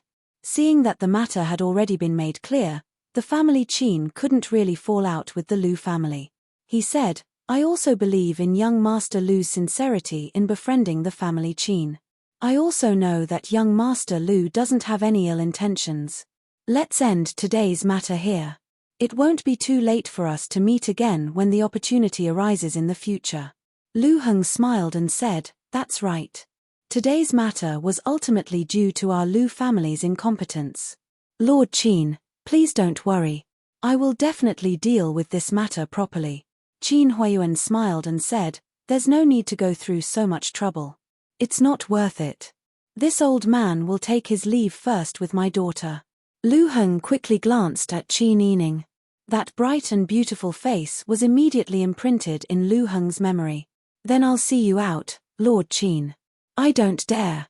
Please wait. Qin Yining called his men and followed Qin Huayuan downstairs. Lu Heng watched them leave before he leisurely clasped his hands behind his back and looked at Madame Lu beside him. Speak. What exactly happened today? If you can't explain yourself, I can only send you to the elders and let them decide how to deal with you. When the time comes, it won't be up to me to decide. Madame Lu finally couldn't hold back her tears any longer. She recounted everything that happened today to Lu Heng in detail. In the end, she choked up and said, Second cousin, I really didn't do it on purpose. I just heard that damned wretch Qin Yining actually went against me in public. I couldn't hold back. Lu Heng smiled and looked at Madame Lu with extreme gentleness. Listen to me now. In the future, don't make an enemy out of the family Qin, especially Qin Yining. Why? I still haven't avenged the humiliation I suffered today. Humiliation? It's precisely because of your improper conduct and unkind treatment that you ended up in this state. If you stop in time, perhaps you can retire to a manor in the countryside and enjoy the rest of your life. I'll guarantee that you won't have to worry about food or clothing for the rest of your life. Madame Lu screamed with a pale face when she heard that she could retire to a manor in the countryside. No. How can I go to such a place? I definitely won't be able to eat or sleep there. Cousin, can you really bear to watch me die and not save me? Watch me die? You're getting more and more powerful now. You even learned how to bargain with me. Lu Heng was still smiling, but the smile lines at the corners of his lips gradually faded. After all, he was someone who had been in the business world for a long time. As long as he wanted to, his every move was awe-inspiring. Although Madame Lu wasn't observant enough, Lu Heng's impatient expression successfully stung her. Second cousin, I'll definitely die of frustration if I go to such a place. Second cousin, I don't want to go. The scenery in the manor is pleasant, and the population is simple. If you go there, you'll be free and unrestrained. Why don't you go? Madame Lu was convinced by the words free and unrestrained. Moreover, because of her private decision, she had unknowingly offended Lu Heng. In the end, Madame Lu could only lower her head and leave with her hired thugs. Lu Heng stood in place and stared blankly at the place where Qin Yining had stood. He couldn't help but laugh. Chapter 380. Qin Yining and Qin Huayuan returned home together. The father and daughter didn't show it on the way home, but when they reached the study in the outer courtyard, the servants served them tea and left. They held their teacups and smiled at each other. Madame Lu is really too impulsive. Qin Yining shook his head and said, I don't know if she's really that naive. If she is, I feel guilty for using her. Qin Huayuan took a sip of tea and said, Daughter, you should feel guilty for taking advantage of her, right? Qin Yining was amused and burst into laughter. She rarely saw her father joke. Today's matter went smoothly, but I don't know what the Lu family will do next. Qin Huayuan looked up at Qin Yining. He put down his teacup and tapped the table with his index finger. After a while, he said, You have to be careful. The Lu family won't take this lying down. They'll definitely find another opportunity to drive a wedge between your majesty and me. You're my daughter, so it's very likely that you'll become their target. Moreover, Qin Huayuan hesitated for a moment, but he still said what he thought. Moreover, Second Master Lu is a smart person. He must have already guessed that you were involved in today's matter. Although he had no choice but to declare his stance and expel Madame Lu from the capital, he might have already taken note of this in his heart. Qin Yining raised his eyebrows and said, if he has already taken note of this, then so be it. It's always better to have an opponent in the open than in the dark. Whatever he wants to do, we'll just have to deal with it. Qin Huayuan raised his eyebrows slightly. Actually, Qin Yining wasn't the only one who understood what he meant by taking note of this. He was a man and had a beautiful daughter. As a loving father, he was naturally worried that his daughter would be abducted by someone else. Therefore, he would also pay attention to any man who looked at his daughter. Second Master Lu was an extremely outstanding man. When he looked at Qin Yining just now, his eyes were astonishingly bright. Perhaps he didn't notice it and thought that he hid it well. But how could this escape the eyes of a father who only cared about his daughter? However, since Qin Yining didn't think too much about it, there was no need for him to elaborate. His daughter was very smart. When it was time to take precautions, she would naturally take precautions. Father, if your Majesty gets the news, his impression of you should be better, right? Yes. Qin Huayuan smiled and said, Your Majesty is a smart man. Naturally, he doesn't want his important subordinates to be incompetent. If I had been completely suppressed by the Lu clan or the Northern Ji clan as soon as I arrived, Your Majesty would not have been able to use me, even though it would have been easy to control me. Now, it's just nice that there's reciprocity. Qin Yining smiled. Father has always been very good at grasping these things. Your daughter will listen to you in the future. Qin Huayuan was amused by her and laughed heartily. He tapped her on the head and said, You're saying nice things now, but when something really happens, you might not listen to your father. Father, what are you saying? Qin Yining was not convinced. Qin Huayuan smiled and said, You're my daughter. Do you think I don't understand you? The reason why you're listening to your father now is because we're thinking the same thing. You're not a child who follows blindly. Qin Yining thought about it and felt that Qin Huayuan's words were quite reasonable. She didn't refute and made a face at him. This made Qin Huayuan laugh again. While the family Qin father and daughter were laughing happily, Li Qitian was also in a very good mood. Ever since the news of Prince Zhongshiren and Prince Consort Ji fighting spread, Li Qitian's mood had never been bad. Walking side by side with Li Helan in the Imperial Garden, Li Qitian raised her head to look at the azure sky. She felt that the biting cold air had a hint of fragrance. Although it was early spring, the Imperial Garden was still very cold and cheerless when the ice and snow had just melted. However, when her mood was good, Li Qitian found everything pleasing to the eye. Li Helan looked at Li Qitian's expression. Seeing that he was happy, she also felt very relaxed. Even Li Guanwen and the others who were following them from a distance with their imperial bodyguards were affected. Right at this moment, an imperial bodyguard suddenly whispered a few words into Li Guanwen's ear. Li Guanwen immediately went back to Li Qitian. Your Majesty, something big just happened outside. Li Qitian said, What exactly happened? Come here and tell us in detail. Yes. The imperial bodyguard knelt on one knee in salute and spilled all the information he had gathered about the Drunken Immortal restaurant. Li Helan listened carefully from the side. In the end, she couldn't help but frown and look worriedly at Li Qitian. She had been by Madame Lu's side for a period of time in order to take Madame Lu for her own use. But now, this person was actually driven away just like that. Imperial older brother, what is the meaning of this family Qin? Isn't this too ostentatious? She actually caused older sister Lu to be sent to the estate as a punishment. She still has a lot of use. Li Qitian frowned and waved his hand. The imperial bodyguard bowed and withdrew. He pondered for a moment and then smiled. Lan you did very well this time. Li Helan shivered. For a moment, she couldn't tell whether Li Qitian's praise was sincere or sarcastic. Imperial older brother, Lan is afraid. Lan didn't do what imperial older brother instructed. No, you did your best. Jin knows. Li Chitian patted Li Helan's shoulder and continued to pace forward with his hands clasped behind his back. Li Helan didn't dare to walk side by side with Li Chitian and obediently stayed a few steps behind him. She carefully thought about this matter, but couldn't find any clues. Li Chitian was in an even better mood than before. Others didn't know how difficult it was to deal with the Lu clan, but he knew very well. Especially that guy Lu Heng, who was as cunning as a fox.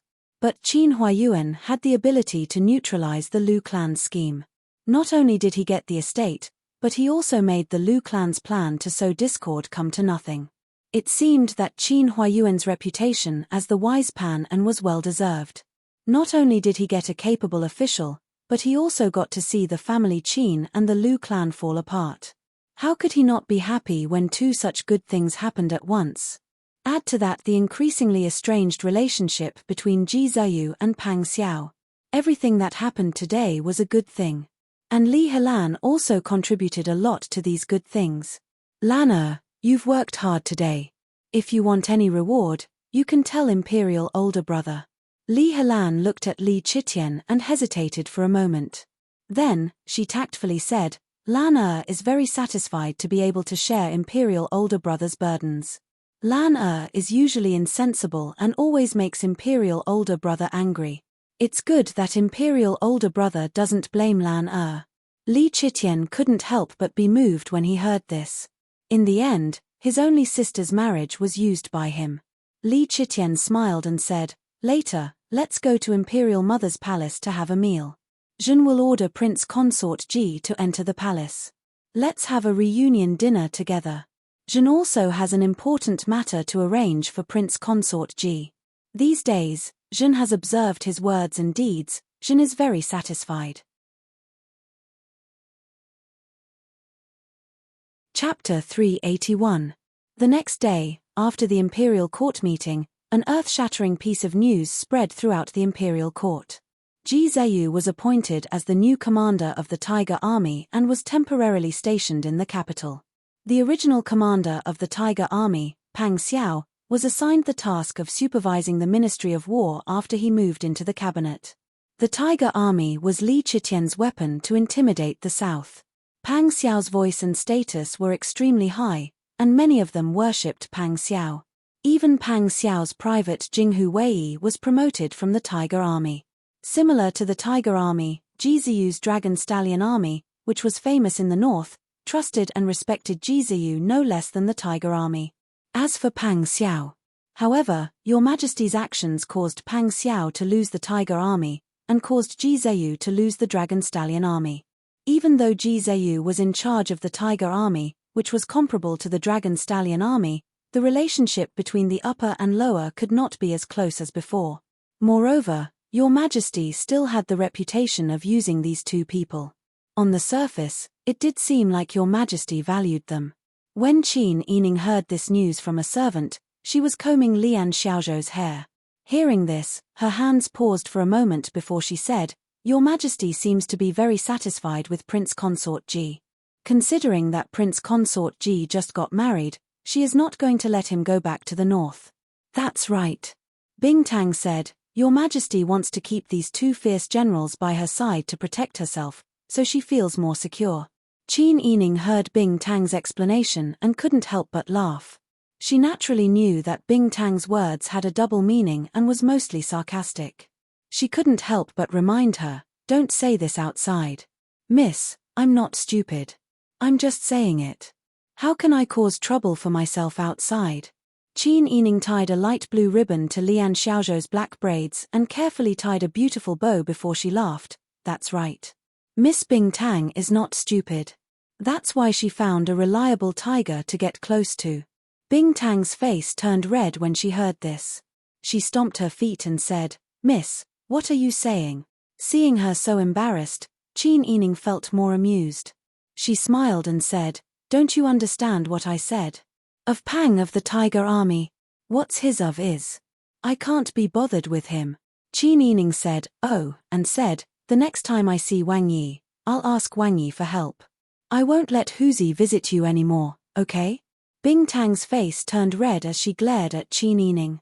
She turned around and walked out. Miss, You're not a good person. I'm not going to talk to you anymore. Qin Yining was amused by Bing Tang's reaction. He patted Lian Xiaozhou's shoulder and said, "Go and accompany your Bing Tang sister. She's shy." Lian Xiaozhou nodded seriously and chased after Bing Tang with a smile on her face.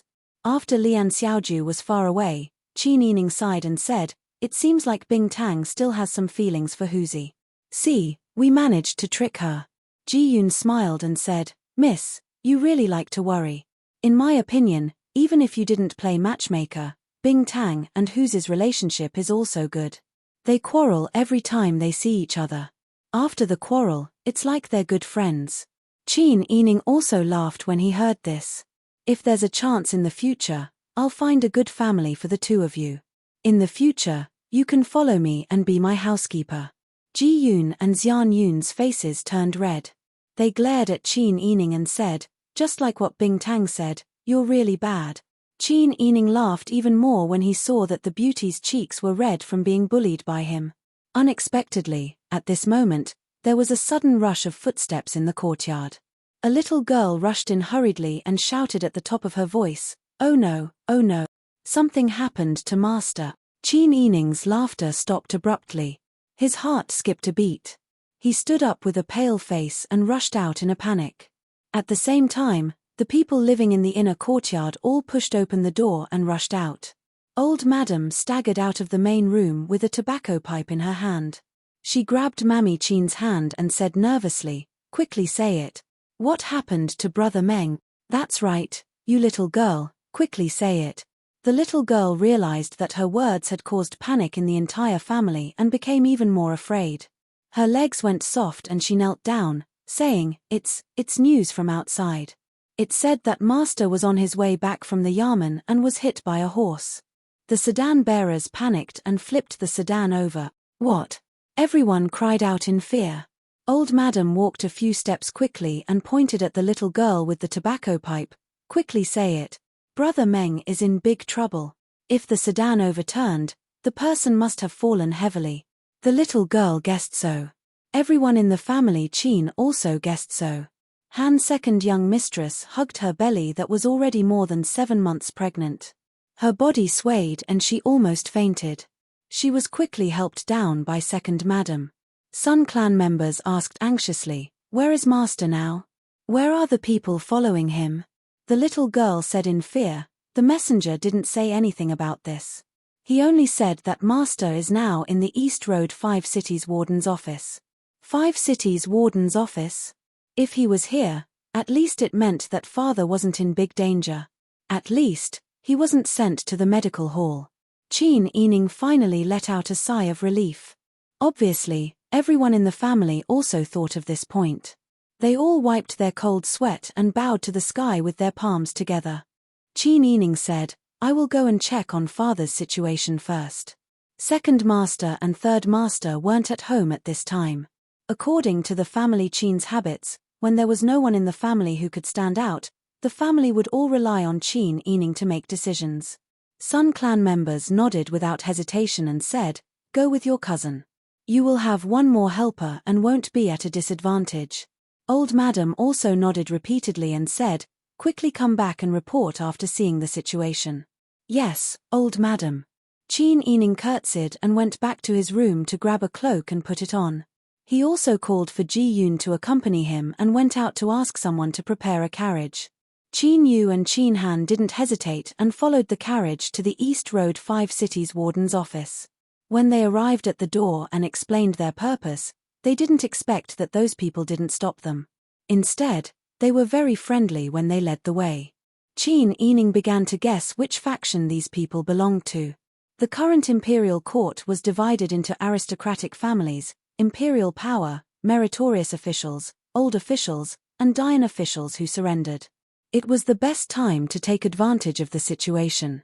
Although Qin Yining had guesses in his heart, he didn't dwell on it and rushed to the inner court with his 2 cousins. At this time, the commander of the East Road, Zheng Daren, was giving orders to his subordinates at the door.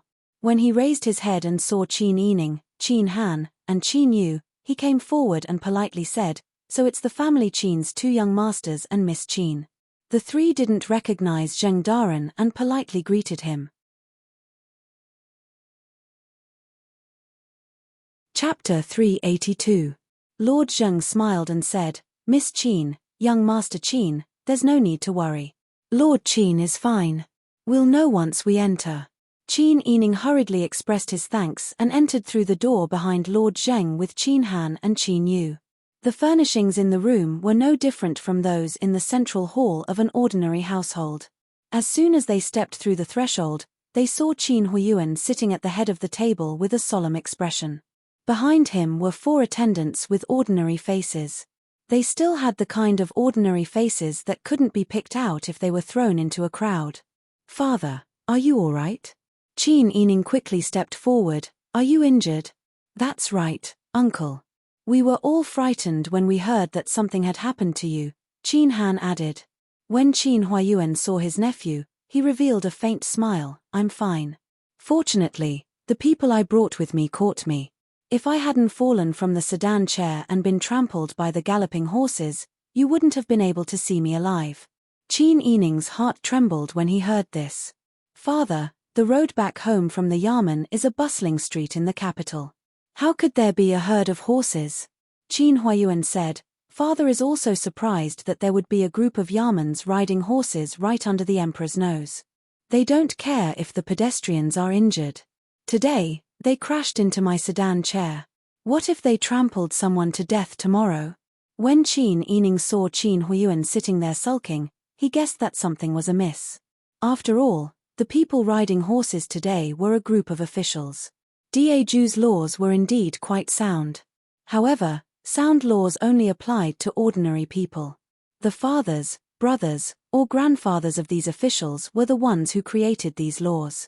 In this day and age, it wasn't strange for people to be covered up for doing bad things. Qin Han and Qin Yu's expressions weren't very good either. After all, they came from the Dayan dynasty and had experienced the rule of an incapable ruler. They couldn't help but worry about this country. The decay of a country couldn't be caused overnight. It must have been caused over a long period of time. Daju had only been established for a short period of time, yet such a situation had already occurred. They were very worried about the future. Just as the room fell silent, the door was pushed open and Lord Zheng walked in. Qin Huiyuan looked at Mr. Zheng calmly and asked, "Have you found out who did it?" Sir Zheng's face was covered in sweat. He didn't bother to take out his handkerchief and wiped it with his sleeve. He said with a smile, "Sir Qin, don't be anxious. Our brothers in the warden's office of the 5 cities do this for a living. Right now, they've already gone all over the city to catch them. However, the capital was so big that it was impossible to get any news in such a short time. Look, aren't you?" Qin Yining, Qin Han, and Qin Yu looked at each other, and they all knew what was going on. No matter how big the capital was, it was impossible that they couldn't catch a few second generations riding horses in the market for so long. The only possibility was that the warden's office of the 5 cities couldn't afford to offend these people. Or, there was someone behind the scenes who wanted to protect these outrageous people. Qin Yining was secretly angry. Weren't these people just bullying her father because he was an outsider? If this was in the past, although the Dayan court was a little corrupt, no one would dare to bully her father except for the self-indulgent ruler. When Qin Huiyuan heard this, he smiled warmly and said politely, "Thank you for your concern, Lord Zheng." "You're welcome." Seeing that Qin Huiyuan was so easy to talk to, Lord Zheng secretly sighed in relief. Just as he was about to persuade Qin Huiyuan to go home and wait for news, Qin Huiyuan spoke first. "I believe in the warden's office of the 5 cities. They will be able to catch the culprits soon." The warden's office of the 5 cities was in charge of the security of the capital. They were already familiar with this kind of thing. Moreover, these people's unreasonable actions were a hidden danger to the safety of the common people. Today, this official encountered them. This official knows Your Majesty's wisdom and naturally won't think too much. However, if one day the common people were to be trampled on, injured, or even lose their lives, how would the people below judge Your Majesty? Therefore, for the sake of Your Majesty's reputation, for the sake of the brothers of the 5 cities warden's office, and for the sake of seeking justice for myself, this official has decided to wait here." Lord Zheng was flabbergasted. He was an uncouth man, so it took him a while to understand what Qin Huayuan was trying to say. To put it bluntly, he wasn't going to leave. He was going to wait here for them to catch the culprits. Otherwise, they would be disregarding your Majesty's reputation, and he could go to your Majesty to complain about him, old Zheng. More sweat appeared on Lord Zheng's forehead. Qin Huayuan continued to smile and said, "Lord Zheng, please sit down and rest for a while. You must be tired from just now." "Well said, well said." Lord Zheng smiled and sat down. He was just a scholar with a weak body, so why was his gaze so frightening when he looked at people? It made people involuntarily want to obey him. Qin Yining, Qin Han, and Qin Yu looked at each other again. Their worried hearts finally relaxed. Qin Yining realized that as long as her father was there, she really wasn't afraid of anything. Even though she was sitting in the 5 Cities Warden's office waiting for news, she didn't feel nervous at all. Although they were calm and composed, Lord Zheng was about to cry. He was just doing his job as usual. What crime did he commit in a fight between immortals? He wanted to persuade this great Buddha to leave, but he also knew that Qin Huayuan wouldn't let this matter rest. After all, he held a high position and was highly regarded by your Majesty. In addition, after the incident with the Lu family a few days ago, everyone knew that family Qin was a tough nut to crack. If anyone had the intention to bully others, they might be the unlucky one. But what could he do? He could only send people out again to investigate carefully. Even if he had to flip the roof of someone's house, he had to find the culprit. In such a tense atmosphere, it was easy for people to become impatient just sitting there and waiting. Lord Zheng's sweat was almost soaking his clothes. Qin Huayuan, on the other hand, remained calm and composed. He was neither anxious nor impatient. Under his influence, Qin Yining was also very calm. They waited like this for more than 2 hours. Finally, there was a commotion outside. Someone from the 5 Cities Warden's office brought in a young man dressed in a light blue brocade robe. The young man's appearance was ordinary, and he had a timid temperament. Seeing everyone's eyes on him, the young man smiled awkwardly. He didn't know what to say. Lord Zheng said happily, "This is the person who offended Lord Qin today. What does Lord Qin think?" The young man became even more nervous, but he still maintained a calm expression. He raised his chin high and said, "Kill me if you want. I'm not afraid." Chapter 383. The young man grew more and more nervous. He stared at Qin Huayuan with wide eyes. He was clearly very afraid, but he still forced himself to be strong. "Lord Han is my father." "Oh, so it's nephew." Qin Huayuan smiled and nodded. Seeing Qin Huayuan speak so warmly and call the young man nephew, Lord Zheng inwardly let out a sigh of relief. The young man also let out a long sigh. Qin Huayuan smiled and said, "This official is new here, and Assistant Minister Han has helped me a lot in the Ministry of Rights. I heard that Assistant Minister Han's son is skilled in both the pen and the sword, and is both brave and resourceful. Now that I've met him, it seems that this is indeed the case." Young Master Han became nervous again. He swallowed and didn't know how to respond. Because although these words sounded like praise, why did it feel so awkward? Lord Zheng smiled and said, "Who would have thought that the flood would rush against the Dragon King's temple? Minister Qin and Assistant Minister Han are both capable officials in the Ministry of Rights. What do you think about this matter?" Actually, the 5 Cities Warden's office had already found out who the person who rode the horse today was. Lord Zheng knew in his heart.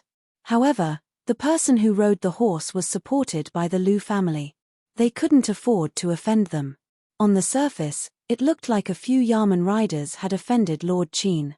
But in reality, it was a struggle between the Lu family and the Dayan officials who had surrendered. Lord Zheng felt that he was really unlucky to be involved in this kind of dispute for no reason. He didn't dare to express his opinion because he had always maintained a neutral position. He didn't want to offend anyone, and he couldn't afford to offend anyone. Now, he could only hope that Qin Huayuan was someone who could settle this matter peacefully. Seeing that he and the young man's father were both officials in the Ministry of Rights, it would be fine for him to turn a big matter into a small one, and a small matter into nothing. Qin Yining looked at this scene and felt bad for his father.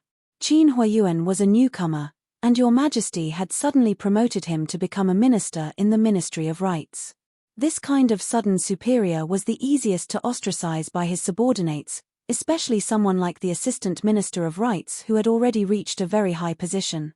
She didn't believe that the culprit was this cowardly brat. But since the Five Cities Warden's office had brought him here, he had no choice but to admit it. The reason why Sir Zhang decided to do this was to push Qin Huayuan into the heart of the struggle. If Qin Huayuan did not handle this matter properly, he would be able to create a conflict between him and Assistant Minister Han, and deepen the conflict between the surrendered subjects of Great Yang and the remaining elders of Northern Ji. Now that he thought about it, the matter was indeed difficult to handle. Qin Yining looked at Qin Huayuan worriedly. Qin Huayuan stood up and cupped his hands towards Lord Zhang. Lord Zhang, since we've already caught the culprit, let's leave this matter to the warden's office. After all, I am an official of the Ministry of Rights. How to deal with people who ride horses on the streets is not within my jurisdiction. Lord Zhang is a capable person of the warden's office of the Five Cities and has dealt with countless similar cases over the years. I will not overstep my authority. When Lord Zhang heard this, the sweat on his head became even more obvious. As expected of the wise Pan En, his brain worked really fast. The ball that had been kicked over with great difficulty was kicked back to him.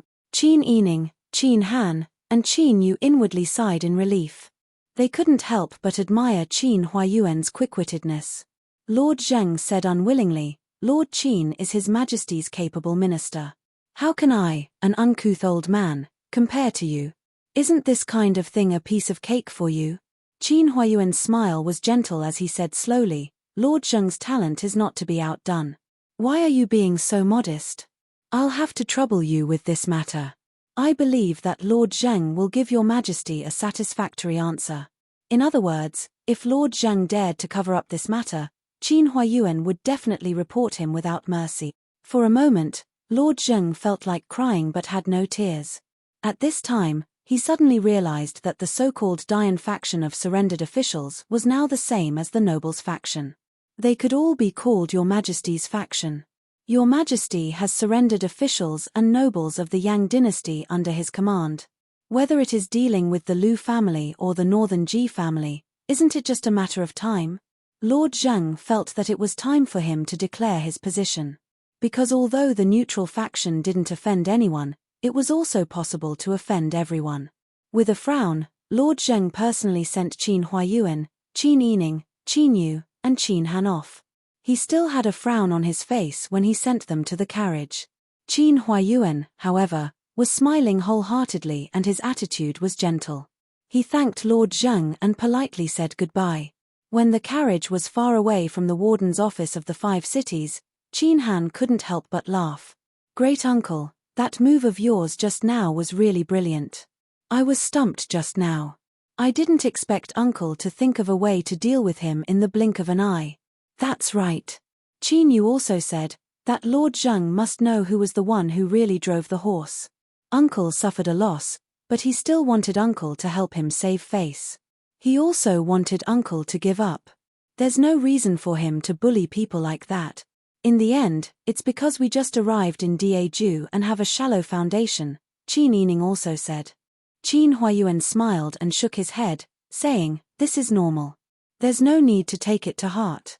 Qin Yining saw that his father was so open-minded and admired him even more. Father, are you injured? Qin Huayuan smiled and said, I'm not injured at all. The bodyguards trained by the Cao family are not for nothing. The sedan was just about to overturn when I was rescued. Qin Yining laughed, then father should reward them well. After all, they worked hard this time. Of course. Qin Han and Qin Yu didn't understand what Qin Huayuan and Qin Yining were talking about, but when they heard the father and daughter talking like this, the two of them smiled. They were both people from a proper family Qin. When they saw other people's happiness, they would also be happy. It didn't take long for the carriage to arrive at the family Qin. As soon as the carriage stopped, a servant who had been guarding the entrance ran into the mansion to report. A servant came up to greet them and saluted them. Qin Yining got off the carriage and followed his father and elder brother into the courtyard. At this time, the Sun clan quickly came out to greet them. Seeing that Qin Huayuan was safe and sound, she could finally breathe a sigh of relief. Her eyes were moist as she asked, "Was Master hurt?" Seeing his beloved wife like this, Qin Huayuan couldn't help but explain to her. When he entered the room and saw the Dowager Duchess, he naturally had to explain again. When the Dowager Duchess heard that the people riding horses on the street were the second generations of Daju's officials, she couldn't help but feel angry and anxious. This group of people is so domineering.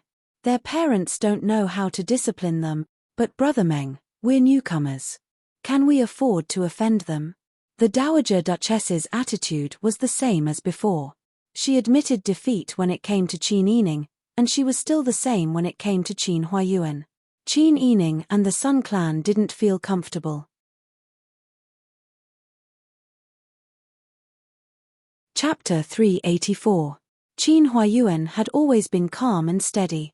No matter what happened in the past, he was always able to remain calm. He was like a stabilizing needle that stabilized the hearts of the entire family. When the Dowager Duchess heard her son's words, she felt much more relaxed. She patted the back of Qin Huayuan's hand and said, "Brother Meng, you have to be more careful in the future.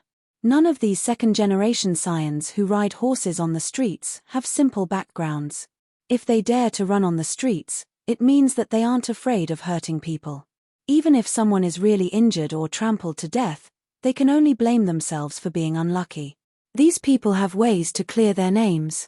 Whoever suffers a loss will suffer for nothing." "You're right, Mother." Qin Huayuan smiled gently. The Dowager Duchess said, "Therefore, you should avoid this matter in the future. Fortunately, no one was injured this time, so let's forget about it." Seeing that the Dowager Duchess was holding on to Qin Huayuan and was about to lecture him again, Qin Yining smiled and said, "The Dowager Duchess is too worried about father. You must be tired. Why don't you go back and rest first?"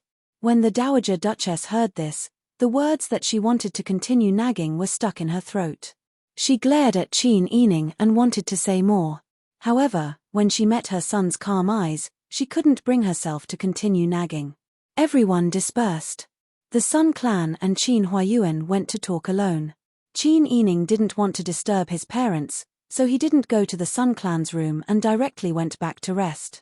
She thought that today's matter was so big that it was likely that everyone knew about it. She just didn't know how the warden's office and Shuntian prefecture would deal with it. It was obvious that the youth was used as a scapegoat. The person behind the scenes hadn't been dug out yet. Even if they sentenced him, it wouldn't be of much use. Qin Yining's heart felt stifled and panicked. After this incident, it wasn't just Qin Yining. Qin Yu and Qin Han also experienced for the first time the difficulties of Qin Huayuan.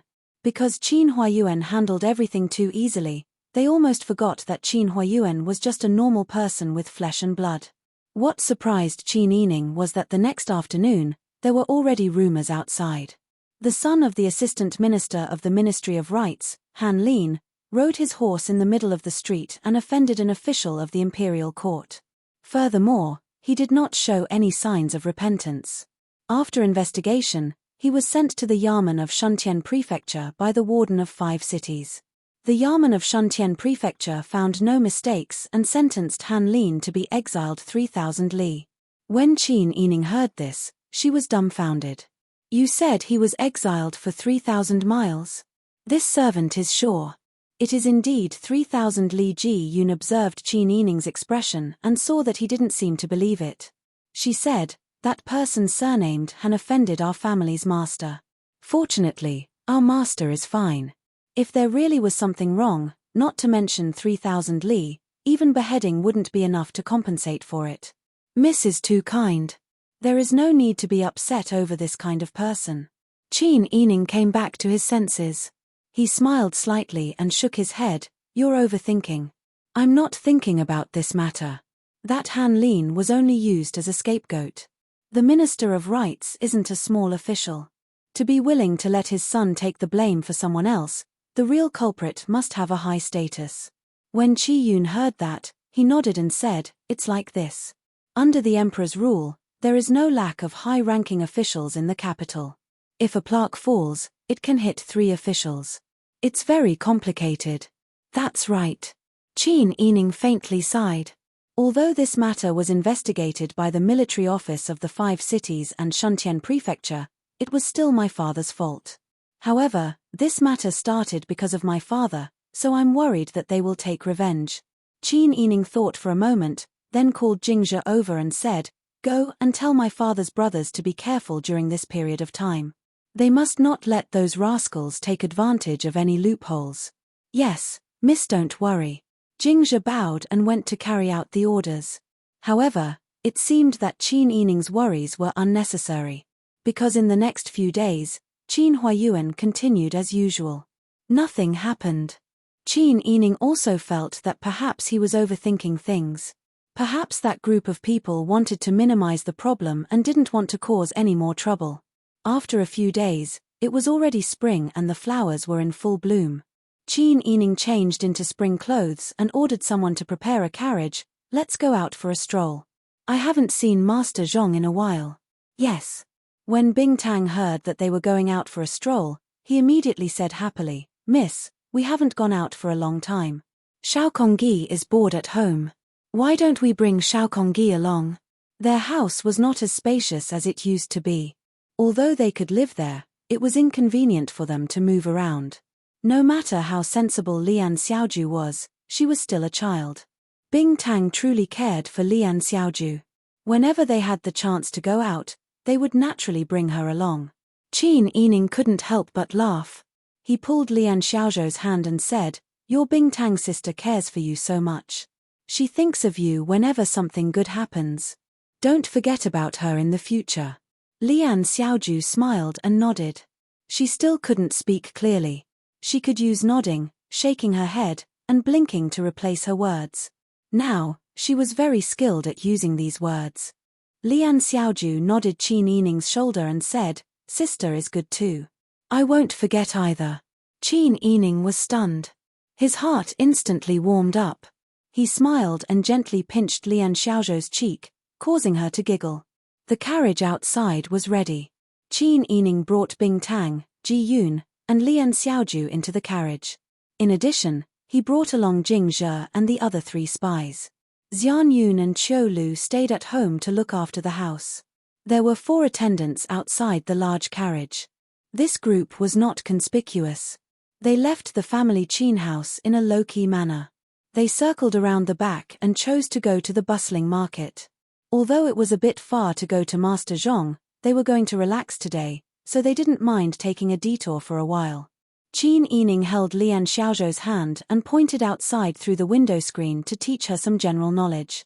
Lian Xiaoju listened very seriously. Bing Tang and Ji Yun chatted and laughed softly at the side. From time to time, bursts of laughter could be heard from the carriage, causing the 4 spies outside to relax. However, just as the carriage was moving to the side of the market, the sound of horse hooves suddenly came from the front. Jingzhe heard the sound and looked up. He saw 7 or 8 men in luxurious clothes riding tall horses. They were rushing towards them without slowing down. The coachman saw that the situation was not good and hurriedly reined in the horse. The horses were also shocked by the group of people coming towards them. They neighed loudly and raised their front hooves. Qin Yining and the other 3 spies in the carriage were thrown off their horses by the bumpy ride. Young man quickly jumped into the carriage and held the reins to stabilize the carriage. She stood in front of the carriage door. Jingzhe, Xiao Shui, and Da Han stood in front of the carriage in a triangular formation.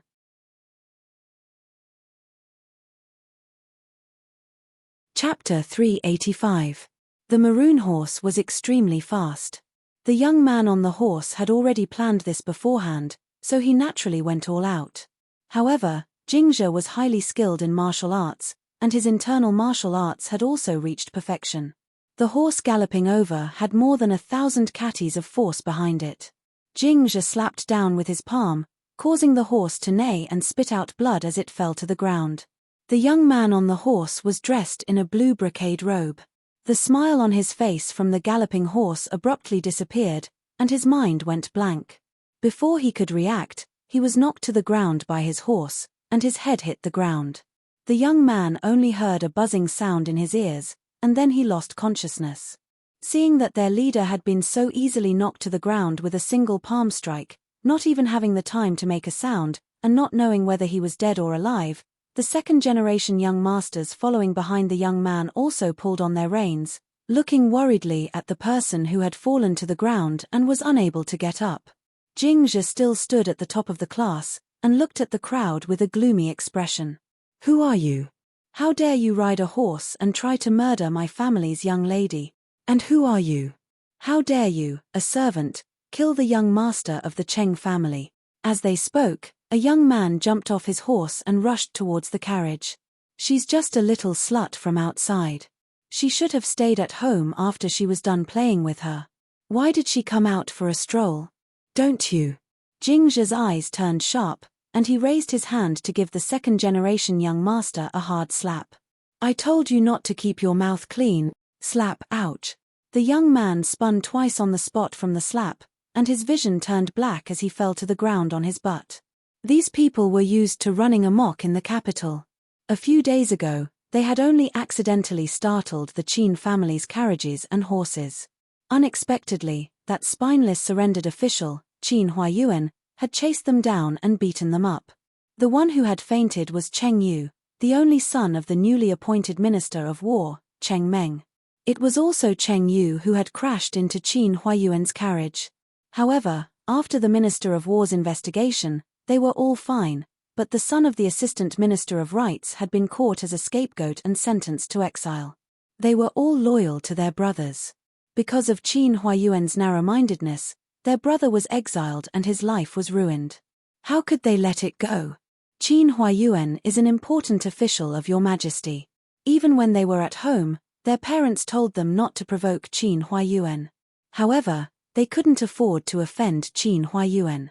Qin Huayuan still had a daughter who had been toyed with by Prince Zhongshiren. Therefore, they had always sent people to wait outside the family Qin's small courtyard, waiting for Qin Yining to come out. How could they let go of such a rare opportunity? Wasn't Qin Huayuan stingy? Wasn't he afraid of letting his horse crash into the carriage? They were going to perform the same thing on his daughter again. Who would have thought that Qin Yining was only a woman? Qin Huayuan was actually willing to arrange such overbearing bodyguards to accompany such a withered woman. Was Qin Huayuan crazy? You actually dared to hit this young master. Do you know who this young master is? It doesn't matter who you are. What matters is that you want to hurt my daughter. Jingzhe stood in front of the carriage with a cold face, scaring all the people who could possibly crash into the carriage into not daring to move. The commotion here had already alerted many people to come and watch. Several Yamen officials saw that the situation was not right and wanted to run away. However, Cheng Yu was still unconscious on the ground. They didn't dare to leave Cheng Yu alone here. A few people who were close to Cheng Yu dismounted from their horses to check on Cheng Yu's condition. Then, they began to curse at the carriage. There were also some who simply followed the crowd to watch the commotion. Seeing that the situation was not good, they were afraid that Qin Yining's bodyguards would act in self-defense. If there were any casualties, the situation would be irreparable. There were also some who were quick-witted enough to give orders to their manservants. There were also some who went to the 5 cities' yamen to report the situation. There were also some who went to each family to report the situation. Qin Yining had been sitting in the carriage with his arms around Lian Xiaoju the entire time. He stopped Bing Tang and Ji Yun from lifting the curtain and quarreling with the people outside. She tapped her finger with the lotus jade ring on the small table and said in a low voice, "I'm afraid that these people have been planning this for a long time. Their identities are not simple. Tell Jingzhe to stop hurting people." "Yes."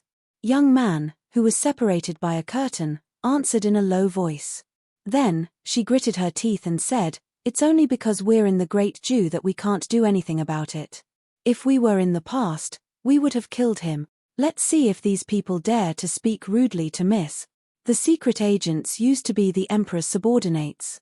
Even if they poked a hole in the sky, there would be someone to clean up the aftermath. Naturally, they would do things by hook or by crook, regardless of the consequences. Because they had developed this habit, their so-called mercy was just not directly killing. If it were a normal bodyguard, the first thing he would do when a horse was approaching was to subdue the horse and lure it away. He wouldn't kill the horse with one slap. How many normal people had this ability? Who would have the guts to do so? Outside the carriage, the second-generation nobles had already started cursing. Miss Chin, I heard that you are devastatingly beautiful.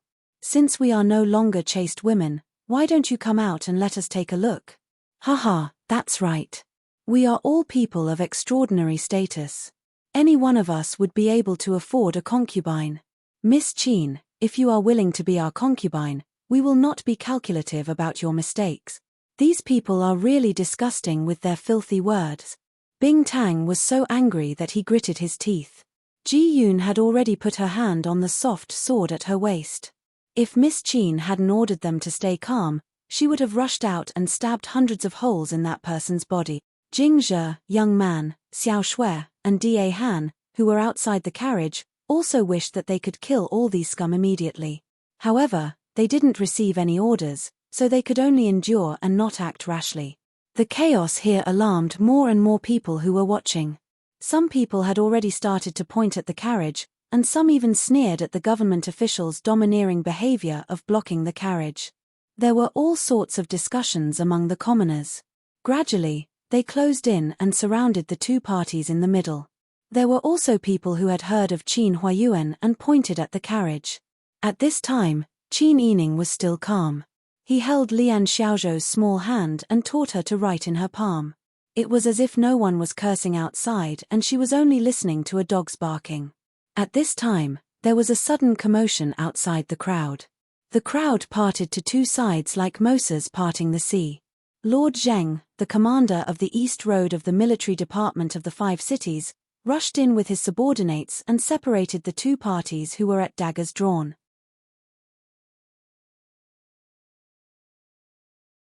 Chapter 386.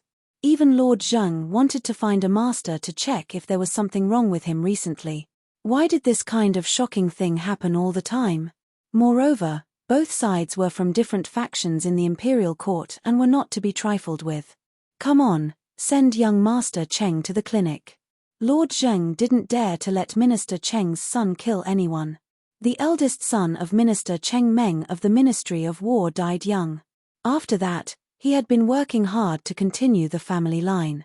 He had many concubines and they gave birth to 7 fairies, but only Cheng Yu was his only son.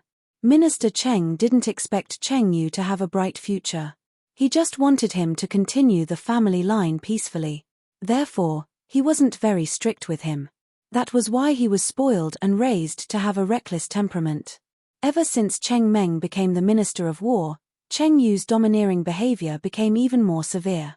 He often got together with his friends who were also in the Yamen and often caused some trouble. Lord Zheng had been in the warden's office for a long time and often dealt with these foppish sons of rich families. For the sake of his father's relationship with them, he usually turned a blind eye and let them off easily. Who knew that Cheng Yu would take things so hard that he would go against the family Qin people? If it was in the past, Lord Zheng could certainly cover for him. But now, Your Majesty valued Qin Huayuan the most. He had been forced to stand on the Emperor's side. He thought that since he stood on the Emperor's side, they wouldn't make trouble and live in peace. Who would have thought that the faction supported by the Lu family would go against Qin Huayuan's faction that supported the Emperor? Now that the public opinion of this case was so strong and he was in charge of it, Lord Zheng couldn't cover for either side. Miss Qin. Lord Zheng came to the carriage and cupped his hands. Miss Qin, you have to go to the Five Cities Warden's office today. Young Man said, my girl is the victim. The culprit is that group of unreasonable people. Why do you still want to arrest my girl? Lord Zheng quickly said, Miss Qin, don't misunderstand. I'm not arresting you this time. I just need to ask some questions. Qin Yining had been waiting for this moment. He said in a friendly voice, Sir, there's no need to make things difficult for me. I'll go with you. I also believe that you'll be able to give me a clear explanation. Yes, that is my duty. I will naturally deal with it impartially. That's good. Qin Yining's voice was very gentle, making people feel comfortable. It was very common for a girl to bring her family to the market in a carriage. Unfortunately, they were met with this group of second-generation nobles charging their horses. Coupled with the incident in Qin Huayuan a few days ago and the same group of people involved in today's incident, Lord Zheng could already conclude that this should be a long-planned revenge. Presumably, the Yamen was also very surprised at this moment. No one would have thought that a young lady's bodyguard would have such a strong martial arts prowess. However, Lord Zheng could understand. For example, Cheng Yu was the only son of Minister Cheng's family.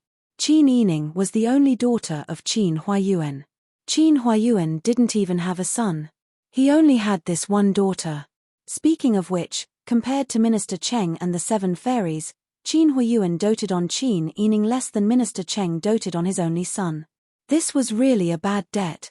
After persuading Qin Yining, Lord Zheng turned to persuade the group of second-generation nobles who were flustered and exasperated. Compared to Qin Yining, who was well-educated and reasonable, this group of people was not so easy to deal with. Since Lord Zheng's persuasion failed, he had to resort to forceful means. In a half-soft, half-hard way, he brought them back to the Yamen of the Five Cities Warden's office. Qin Yining's carriage slowly came to a stop. Bing Tang, Ji Yun, and Lian Xiaoju got off the carriage one after another. Finally, they came forward to help Qin Yining. On the other side, several Yamen officials looked over curiously. They wanted to see what kind of woman could charm Prince Zhongshiren to the point that he didn't care about avenging his father's death and forcibly snatched her back. They saw a fair hand reach out and place it on the maidservant's hand. Then, they saw a beautiful face that was as beautiful as peach blossoms. As she got off the carriage, everyone's eyes were glued to her body. She was born with an exquisite figure. Her height was considered average among northern women, but was considered tall among southern women. She glanced coldly at them. Her bright and beautiful almond-shaped eyes flashed. She didn't say a word, but she could seduce people's souls. No wonder Prince Zhongshiren couldn't get past the beauty's charms. The Yamen officials didn't feel good for a moment.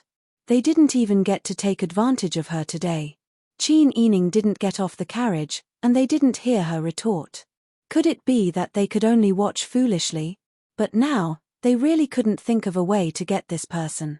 Everyone walked to the front hall. Official Zheng ordered people to serve tea to both sides. The young man who was slapped by Jing Zhe drank a mouthful of tea. He pointed at Jing Zhe, who was standing behind Qin Yining, and shouted, "Official, this person committed a violent crime on the street. Why didn't you arrest him?" Jing Zhe and the other three people followed Bing Tang and stood quietly behind Qin Yining with their heads lowered. Jing Zhe didn't even raise his eyebrows in the face of the young man's accusation.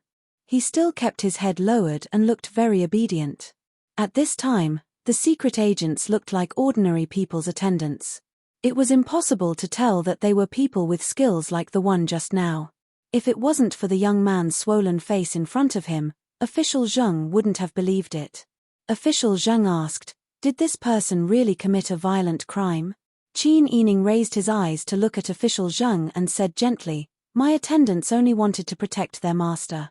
Today's situation was very bad. We didn't provoke them first. We were just walking on the street when this group of people rode their horses and charged towards us. My attendants are trained in martial arts.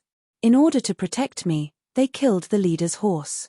As for that person who was sent to the Yamen of the medical center, he fell because he wasn't skilled enough.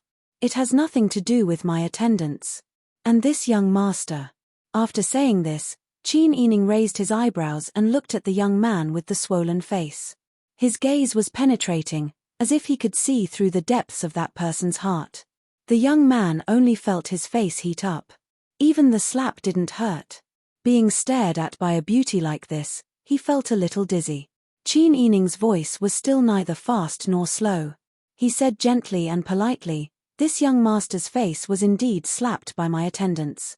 However, my attendants aren't people who hit people for no reason. It's just that their words were too filthy." Official Zheng asked, "What did they say?" When Qin Yining heard this, he lowered his head and said, "Filthy words. It's very embarrassing. It doesn't matter if Official Zheng doesn't believe me. There were many witnesses on the street just now. Official Zhang can ask anyone. Official Zhang nodded. He was very satisfied with Qin Yining's gentle and polite attitude. However, before Official Zhang could say anything, the young man who was closer to Cheng Yu began to argue. These people were all sons of officials. For a moment, Official Zhang didn't know how to deal with them. Just as he was in a dilemma, a commotion suddenly came from outside. Immediately after, someone in the corridor shouted in a panic, "Sir, bad news. Minister Cheng has surrounded our yamen with his soldiers." "What?" Official Zheng stood up abruptly. His eyes widened in disbelief. Although the Minister of War was in charge of the Ministry of War, he couldn't move soldiers as he pleased. Your Majesty had to give the order to move soldiers, and the tiger seal had to match.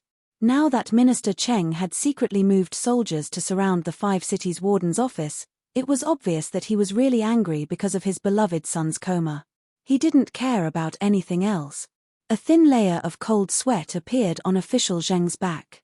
If this matter wasn't handled well, it was very likely that it would lead to chaos in the city. When Your Majesty blamed him, it wasn't something a small commander like him could bear. Official Zheng was about to walk out. However, after taking 2 steps, he stopped. He turned around to look at the group of arrogant people in the yamen, and then looked at the attendants beside Qin Yining who looked ordinary but were actually very skilled. With him here, these people wouldn't dare to be impudent. If he wasn't here, if he didn't manage to persuade them outside and a fight broke out in the room, and a few more people got injured, he might not even be able to keep his position.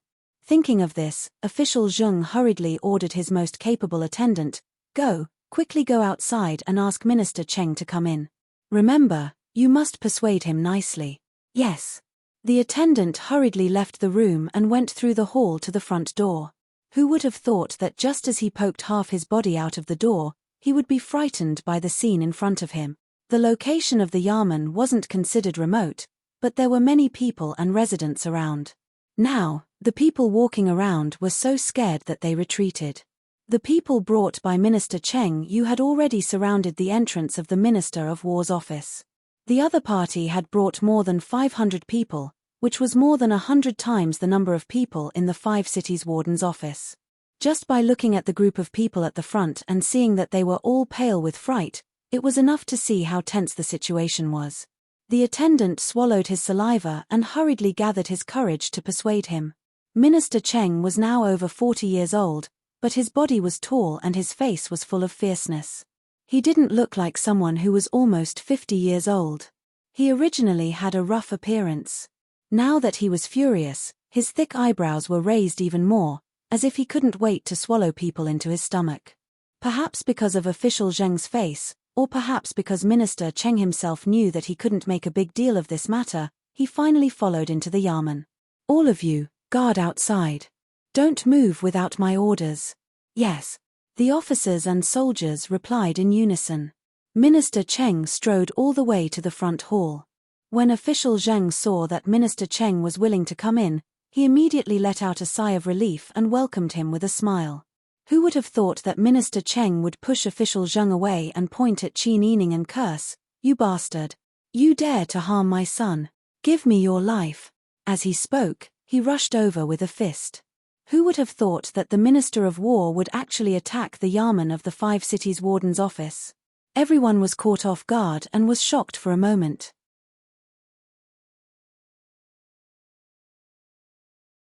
Chapter 387.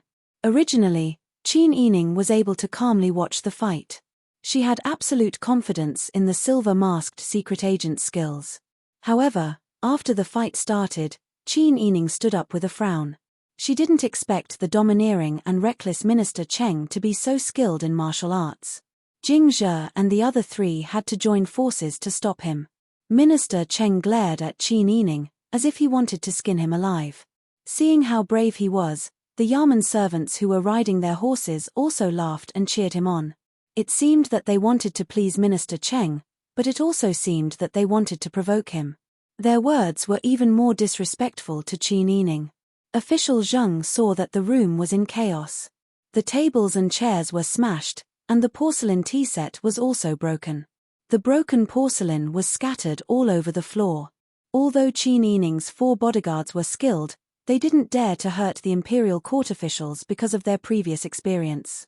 Therefore, they were somewhat restrained. However, Minister Cheng was like a mad beast, crazily rushing towards Qin Yining. If this continued, if Qin Yining was injured, official Zheng would have to bear the consequences. Injuring Cheng Yu was enough to make him badly battered.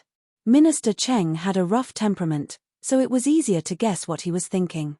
If Qin Yining was injured, he would have to face Qin Huayuan, that wily old fox. He was afraid that he wouldn't be able to live a good life for the rest of his life. Thinking of this, official Zheng hurriedly called for the soldiers to come in. He also started to persuade and pull the people from both sides apart. Minister Cheng was sweating profusely from being surrounded by Jing Zhe and the other 3 bodyguards. He pointed at Qin Yining and angrily shouted, "You bastard! You ordered your servants to injure my son. I want you to pay with your life. If you know what's good for you, you'll die right now. That way, you'll be able to die a quick death and leave your corpse intact. Otherwise, I'll decapitate you." Minister Cheng's roar was like a large bell, shaking people's eardrums. Lian Xiaoju was so scared that she hugged Bing Tang with a pale face. Ji Yun stood in front of Qin Yining. Although she didn't show any fear, her face didn't look good. Qin Yining said with a calm expression, "Minister Cheng loves his son dearly, but he can't accuse others indiscriminately. If it wasn't for young Master Cheng charging towards my carriage and wanting to take my life, why would my guards stop him? Moreover, we're new here and don't know young Master Cheng. I really don't know why young Master Cheng wants to harm me." "Bullshit. Do you think my son is really going to charge here just because he said so? Clearly, it wasn't enough that you exiled that brat last time, and now you want to take revenge. Your family Qin people aren't good people. Your father is as cunning as a hornet's nest. You're also not a chaste woman. Now you still want to quibble? Dream on." Qin Yining said, "Minister Cheng, please be careful with your words. Not to mention that I didn't do anything wrong, I just suffered an undeserved calamity today. Even if I did something wrong, there are still Yamens in Daju's capital. Your Majesty is above the Yamens. Don't tell me that Daju's capital is a lawless place where you, Minister Cheng, can casually mobilize troops and attempt to massacre people at will. You're twisting words and forcing logic." When it came to mobilizing troops, Minister Cheng was speechless. Qin Yining said coldly, "Who exactly is twisting words and forcing logic? I believe that your Majesty has his own judgment. Just a moment ago, I was wondering if I should go and beat the drum again and make another complaint to the Emperor. Now, it seems that there's no need. With Minister Cheng privately mobilizing troops, I believe that your Majesty will soon pay attention to this matter and will certainly give us justice." What a glib tongue. You really are the daughter of a fox. You're a little fox. A fox spirit. Qin Yining looked at Minister Cheng's angry appearance. He was like a fighting cock. She didn't want to quarrel with such a person. She made things clear and didn't say anything else. On the side, the Yamens and Zheng Daren were shocked by Qin Yining's valiant performance. Only now did the Yamens remember. Today's matter, whether it was riding a horse on the street or getting off the carriage to confront the warden's office, Qin Yining's performance was calm and indifferent from beginning to end. It was as if nothing in the world could attract her attention. She didn't care, but she also had her own plans. For a woman to be able to remain calm in the face of a difficult situation, she was either too bold or too shrewd. Looking at her now, it seemed like she had both. For a moment, there was an awkward silence. After Minister Cheng said those filthy words in a fit of rage, he thought back to his impulsive action of privately mobilizing troops and felt a burst of panic in his heart. His son was important. But his official position was also important. Without this black veil, without this official position, how could their family be protected? He still remembered what happened to the last person who privately mobilized troops. Even someone as powerful as Prince Zhongshiren, once he was accused of privately mobilizing troops, didn't he obediently give up his position as the commander of the Tiger Army to someone else? Zheng Daren looked at the quiet second-generation nobles and then looked at Minister Cheng, who was deep in thought. He couldn't help but secretly let out a sigh of relief. He couldn't help but admire Qin Yining's methods. She actually used a few words that weren't pleasant to hear to calm the situation that was about to erupt into a fight and possibly even bloodshed. Although the situation wasn't chaotic, the confrontation between the two sides still continued. Just as Zheng Daren was thinking about what to do next, a rough voice suddenly came from outside. "Chief Steward Li has arrived." When everyone heard this, their hearts jumped and they all went out to greet him with different expressions. Head eunuch Li Guanwen wore a silver-grey eunuch uniform and held a rhino-handled horsetail whisk in his hand. When he saw everyone come out, he waved it heavily. With a sharp voice that belonged to the eunuchs, he said loudly, "Your Majesty ordered this servant to ask Minister Cheng a few questions. Minister Cheng, please answer truthfully." Minister Cheng hurriedly nodded. "Naturally, I will tell you everything I know." When Li Guanwen heard this, he slightly nodded. Suddenly, his expression changed. He waved his horsetail whisk and asked, "Minister Cheng, you privately mobilized troops. Are you trying to rebel?" When Minister Cheng heard this, cold sweat dripped down his forehead. "I don't dare. I'm terrified." Li Guanwen hurriedly pressed his forehead to the ground. The officials behind Minister Cheng also panicked and said that they didn't dare to do it. Li Guanwen continued to sharply say, "I already know about the horse riding in the street. I will definitely investigate it strictly. I won't wrongly accuse anyone, and I won't let anyone go. Is Minister Cheng satisfied with my promise?" "Satisfied, satisfied, of course satisfied. Thank you, Your Majesty, for sympathizing with this servant." "Thank you, Your Majesty." Minister Cheng hurriedly kowtowed. Li Guanwen's expression suddenly changed. From the sternness just now to the humility and gentleness that he used to treat people. He stepped forward to help Minister Cheng get up and said gently, "Your Excellency, please don't be like this. His Majesty wants me to ask you. If you wake up and come back to your senses, please come with me to the palace and explain the matter clearly. It will be fine if you solve it clearly. You are an important official of the imperial court. Your Majesty still loves you very much. Your Majesty knows that you are anxious about your son's matter, so you acted so recklessly. Before coming here, he specially ordered the imperial hospital to arrange the best doctor to treat your son. This servant is ashamed. This servant thanks Your Majesty." Minister Cheng was so scared that his forehead was full of sweat. Li Guanwen's words just now couldn't be more clear. If he couldn't wake up and come back to his senses and still blindly show off his power, then he would most likely face the encirclement and suppression arranged by Your Majesty. After all, this was an important place in the capital, under the emperor's feet. No emperor would allow someone in the capital to have the ability to mobilize the army for their own use. Minister Cheng felt a burst of fear. His manic heart that was shocked by his son's accident also calmed down. However, when he thought about how his precious child, the only child of the Cheng family, had knocked his head and was unconscious, he couldn't dispel his anger. He pointed at Qin Yining and said, "Head Steward Li. This matter is definitely related to the daughter of the family Qin family. This servant is going to the palace to explain the situation. Please arrest the daughter of the family Qin family and the bodyguards by her side." Li Guanwen glanced at Qin Yining. When he saw that Qin Yining didn't look angry and only stood there quietly with his hands by his side, he sighed in relief. Fortunately, this great-aunt was sensible and quiet. If she also shouted here, it would be difficult for him, as an eunuch, to be sandwiched in the middle. After all, she was Qin Huayuan's precious child. "Young Miss Qin, today's matter is related to your bodyguards, right?" His Majesty's intention was for everyone involved to make a trip to the palace. "Which of your bodyguards did it?" "Let them come with me." Qin Yining frowned. He wished he could burn a hole in Minister Cheng's face with his stare. If it wasn't for this person's actions, how could it have attracted Your Majesty's attention? She didn't want to hand him over.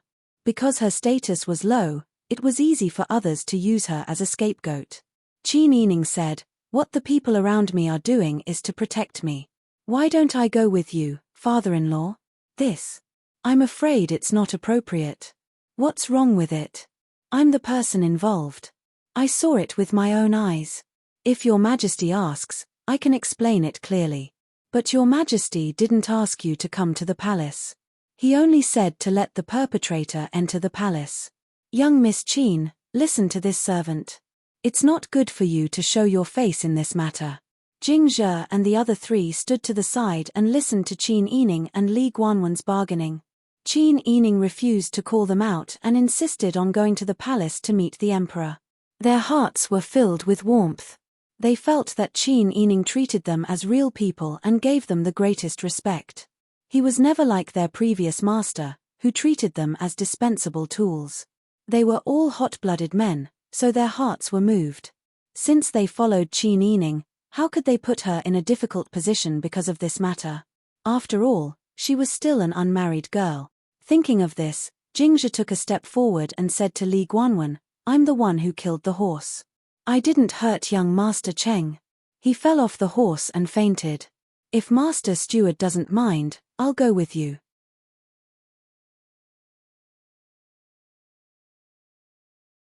Chapter 388. Jingzhe could feel Qin Yining's nervousness and worry. His heart felt warm. Although they were all in the business of risking their lives, in the Dian dynasty, the emperor had never considered their safety when he used them to do things. He only cared about whether or not they could complete the task. Now that they had met Qin Yining, they finally realized that there was a master who would consider their safety. Didn't you see how Qin Yining had volunteered to enter the palace for his own safety? These people were used to being spies. Even though they had become imperial bodyguards, they still couldn't help but pay attention to the happenings in the imperial court. They knew how difficult Qin Huayuan's current situation was. Qin Yining was willing to step forward to protect them. If Jingzhe didn't step forward to admit his wrongdoings, would their young miss have to take the blame? At that time, wouldn't her reputation be even more irreparable? Thinking of this, Jingzhe made up his mind. His heart surged with pride. Even if he was going to be beheaded, he wouldn't regret protecting his master today.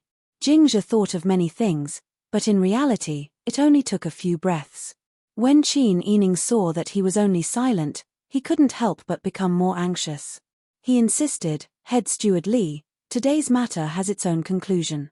Jingzhe is a bodyguard I hired with money. What's wrong with him loyally protecting his master when danger suddenly arose?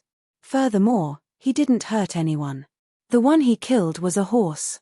If your majesty had ordered for the people involved in this matter to enter the palace, I would have been the one to enter the palace to explain the situation. Although Li Guanwen was a bit embarrassed by Qin Yining's words, he still admired her for her loyalty. However, in her heart, she admired her loyalty and secretly envied Jingzhe for having such a master who was willing to protect her servants. Not only Li Guanwen, but the people who followed Qin Yining all felt the same way. Even the second-generation masters, who had been clamoring for a long time, quieted down at this moment. Li Guanwen cleared his throat and said, I'm sorry, Miss Qin. This is your majesty's order. I can't go against it. He then instructed his men to bring Jingzhe along. After bidding farewell to Lord Zheng, he left with Minister Cheng. Qin Yining walked him out of the door before returning with a worried frown. Seeing that the situation had eased, Lord Zheng heaved a sigh of relief in his heart. Miss Qin, today's matter is almost settled. You can go back now. Before Qin Yining could reply, the other rich second generations shouted, why should she go first? We are the victims, so we should be the ones to leave first. At this moment, the soldiers brought by the Minister of War had already retreated. The warden's office of the 5 cities was once again safe. Furthermore, Your Majesty had already intervened in this matter. Lord Zheng knew that he could only make the same choice as before and firmly stand by Your Majesty's side in the future. Qin Huayuan was a mainstay of Your Majesty's faction. Naturally, he had to protect Qin Yining. Moreover, she was a girl. Thinking of this, Lord Zheng's expression darkened. Today's matter is already very clear. You all rode your horses first. There were countless witnesses. Do you still want to deny it? Miss Qin was in the carriage from beginning to end and never showed her face. If Miss Qin's servants were in the wrong, then Chief Steward Li had already taken them away just now. You people can't escape even if you rode your horses. Do you still want to deny it? Seeing that Lord Zheng had suddenly become unyielding, the second-generation masters were somewhat flustered. Qin Yining glanced at Lord Zheng and naturally understood the reason for his sudden change in attitude. He smiled and said, "Many thanks, Lord Zheng. However, how can I be at ease now that my people have been brought into the palace? I believe that no matter what the result is, your Yamen will definitely receive the news first. I hope that Lord Zheng will allow me to wait here with my people." When Lord Zheng heard this, he didn't feel that her request was overstepping his bounds. Qin Yining's attitude was very sincere and she was wholeheartedly protecting her servants. Whether it was her etiquette or her intentions, they were all very admirable.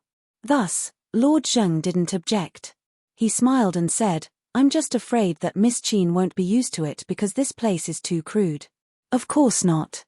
Lord Zheng is too polite." The two exchanged a few pleasantries before Qin Yining returned to his seat. The second-generation masters looked at each other in dismay. They thought to themselves that when Minister Cheng enters the palace and meets the emperor, they'll see how your family Qin people die. As a result, the group of people chatted with great confidence and even casually asked for tea and snacks. Seeing that this group of people didn't have any self-awareness, Lord Zheng was a bit annoyed. However, because of their status, he didn't want to offend them. He could only order people to prepare tea and snacks. This wait lasted until the afternoon. There wasn't any news from the palace. Instead, the fathers of these second-generation masters personally came and dragged Lord Zheng out to plead with him, hoping that he could bring them back. Lord Zheng's head was already hurting from all the noise from these second-generation masters. Thus, he went with the flow and agreed to their requests. However, he requested that these people couldn't leave the capital at will. They had to be at his beck and call. As a result, Lord Zheng received a lot of gratitude. Qin Yining watched as the court officials smiled and spoke to Lord Zheng. Then, as soon as they entered the room, their expressions immediately changed. Those with calm temperaments would tell them to leave with a sullen expression. Those with bad tempers would beat up their sons on the spot and take them away while cursing. Some of them had a very distant and disdainful attitude when they entered the room. There were also some who greeted her politely. Qin Yining secretly noted down these people's behavior. She could analyze who was on the side of the emperor and who was on the other side. As for those second-generation masters who were taken away by their fathers and grandfathers, Qin Yining could already guess that they would be punished when they returned home. After all, the situation in the imperial court was very tense. As court officials, they had to stand on the right side in order to have a good future. These fathers had schemed and chosen either the side of the emperor or the side of the old officials and aristocratic families. However, no matter what choice they made, it was the result of careful consideration. Unexpectedly, before the situation had matured, their choice of sides and arrangements had been broken by the son of the Bai family. Qin Yining couldn't help but laugh. Her gloomy mood had finally been amused by these people. Qin Yining had Bing Tang take Lian Xiaoju home first. "Go back and explain to old madam and mother. There's no need to be too detailed. Just say that I have some matters to attend to at the Yamen and I'm not sure when I'll be back. Ask them not to worry. If mother asks about the details, be careful not to say too much. Otherwise, I'm afraid that the guards at home won't be able to do anything in front of mother in the future." Qin Yining knew her mother's temperament very well. She was afraid that the Sun clan would be eager to protect their daughter and would make things difficult for the secret agents and Cao Yuqing who stayed at home. Bing Tang also knew that Qin Yining had important matters to attend to and that it would be inconvenient to take her and Lian Xiaoju with him. Thus, she nodded and left first. Qin Yining was left with Ji Yun, young man, and the other two to accompany him. While waiting, Zheng Daren didn't neglect and ordered people to send food and drinks. It was already past Shu, but there was no news from the palace. Qin Yining also didn't have any intention of leaving. He even specially prepared a guest room for Qin Yining for her to stay for the night. Qin Yining was worried about how the palace would deal with her, so how could she sleep? She thanked Zheng Daren, but still waited in the same place. Zheng Daren admired this young woman's loyalty even more. He didn't force her and just let Qin Yining do as she wished. As for young man and the other two, They were now even more loyal to Qin Yining than before. It could be said that in the past, they were tied together by benefits and money, and they were forced to serve as bodyguards. But now, they weren't tied together by money, but by their feelings. As bodyguards, wasn't it the same no matter who they worked for? To be able to meet a master who treated them as human beings and cared about their safety was their fortune. Qin Yining waited there for the whole night. During this time, she was extremely tired, but she just closed her eyes and took a short nap. Just like that, when the sun was high in the sky the next day, news finally came from the palace. Zheng Daren entered with a smile and cupped his hands, saying, "Congratulations, congratulations. Your Majesty has made a wise decision. This matter has nothing to do with Miss Qin. It was a servant who offended his superiors and injured Minister Cheng's son. Your Majesty will only punish that bodyguard of yours to be beheaded and won't pursue the rest. He also won't allow Minister Cheng to pursue the matter. Miss Qin, you are safe now." With every sentence that Zheng Daren said, Qin Yining's heart became colder. In the end, she felt as if she had fallen into an ice cave. Jingzhe was going to be beheaded.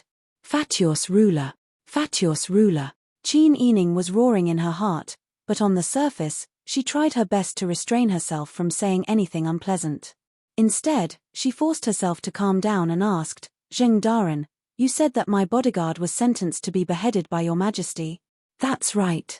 He's just a servant." "Miss, you don't have to take it to heart."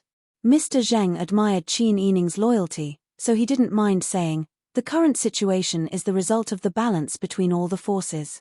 It's a good thing for Miss Qin's father to keep the balance by losing only one servant." Qin Yining obviously knew that Zheng Daren's words were correct. But how could she swallow this anger? How could she tolerate the fact that her own stability was built on someone else's sacrifice? She knew that people were divided into different classes, high and low, but her experience growing up made her never look down on any servants. Servants were also people, and they were also born and raised by their parents. How could her life be more precious than other people's? Qin Yining had stayed up all night, so her face was deathly pale and her eyes were dark. Coupled with the thunderbolt from the blue, her vision darkened even more. For a moment, her mind was in a mess. She wanted to save Jingzhe, but she couldn't think of a way. Just as Zheng Daren was asking with concern, someone came in and said, "Reporting to your Majesty, Minister Qin from the Ministry of Rights is here. Quickly invite him in." Zheng Daren immediately went out to welcome him. Qin Huayuan was still wearing his official robes from yesterday's morning court. He looked very tired, and it seemed that he didn't sleep well either. Qin Yining bowed to Qin Huayuan. Qin Huayuan smiled and said, "Sister Yi, come back with your father." Qin Yining's lips trembled. Just as she was about to speak, Qin Huayuan said, "You've been out all night, so you should go back and rest." Then he turned to Zheng Daren and said, "Brother Zheng, I'm sorry for disturbing you. I'll have to trouble you to take care of my daughter. Don't mention it. We're all on the same side." Zheng Daren smiled politely.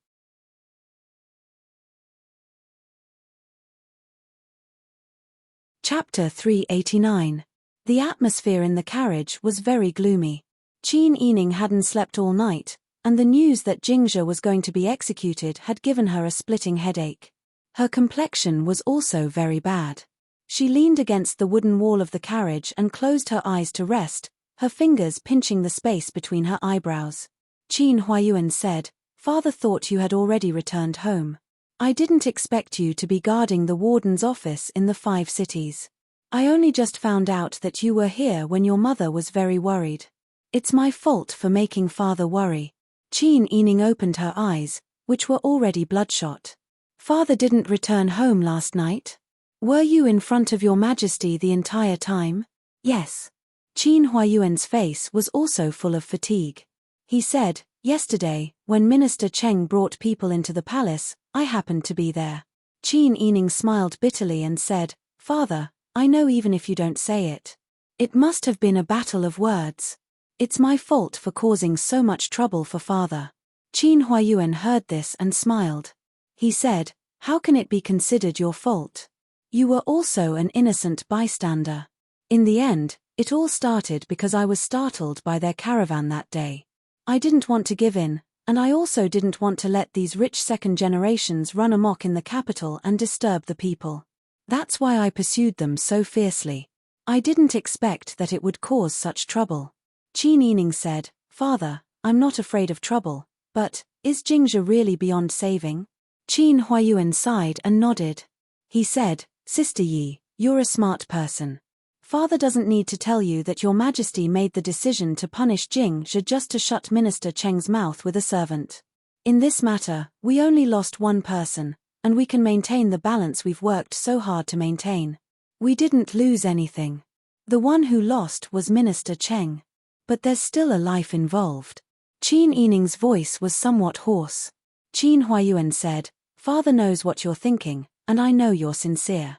But the imperial edict has already been issued. What else can we do? Sister Yi, I know you're smart and you might be able to think of a way to save Jingzhe's life, but you have to remember that you're the daughter of a family Qin. You have to think twice before you act." Qin Huayuan's intention was quite clear. Jingzhe was just a servant. If necessary, it was not a big deal to sacrifice a servant. The family Qin had not yet gained a firm foothold in the capital. What they needed was Your Majesty's protection.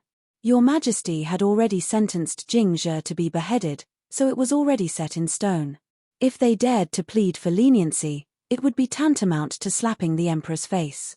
From a bystander's point of view, Qin Yining knew that he shouldn't have interfered and made things worse. However, the reason Jingzhe intervened was to protect her. If it weren't for her, how could he have implicated Jingzhe and caused him to lose his life? After all, Jingzhe was someone by her side.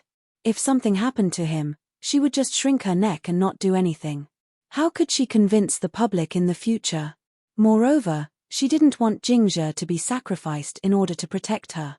Thinking of this, Qin Yining said, "Father, I promise I won't harm the interests of the family."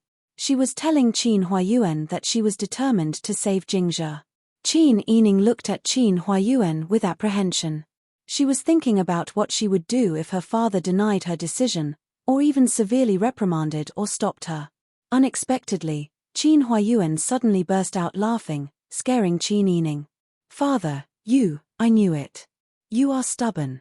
Just like when I was young, once I decided on something, I would do it according to my own ideas. I didn't care whether others would stop me or not." Qin Yining smiled when she heard this.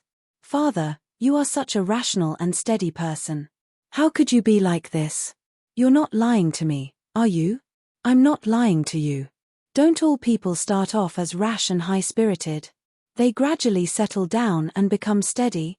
Qin Huayuan took off his official hat and rubbed his face. "Sister Yi, you can do whatever you want. However, you must remember what I said just now. Don't forget that you are a member of the family Qin. The first thing you need to do is to protect the family.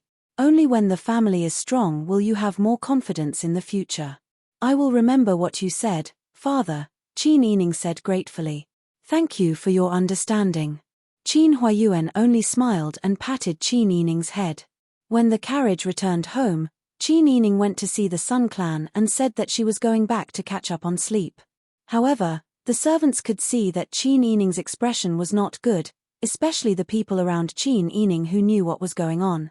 Qin Yining sat cross-legged on the heated Kang bed next to the window. Although she was tired and sleepy, she did not feel sleepy at all because of Jingzhe. Jingzhe's execution was personally judged by Li Qitian.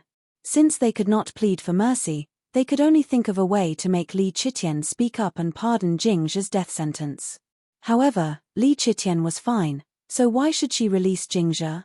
In Li Qitian's opinion, letting the family Qin lose one servant was enough to let Minister Cheng's family suffer a loss.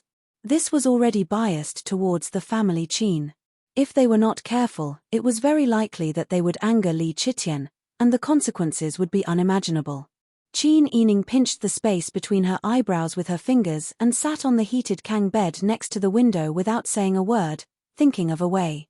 Ji Yun and the others saw that Qin Yining was unwilling to rest. After persuading her to no avail, they could only quietly accompany her. Qin Yining did not touch the lunch that was brought over. It was the same for dinner. She did not eat or sleep, which made Ji Yun, Xian Yun, and the others very anxious. Young Man, Xiao Shui, and Da Han were also particularly moved. Qin Yining had already done her best in this matter. Jing Zhe was implicated, but it had nothing to do with Qin Yining.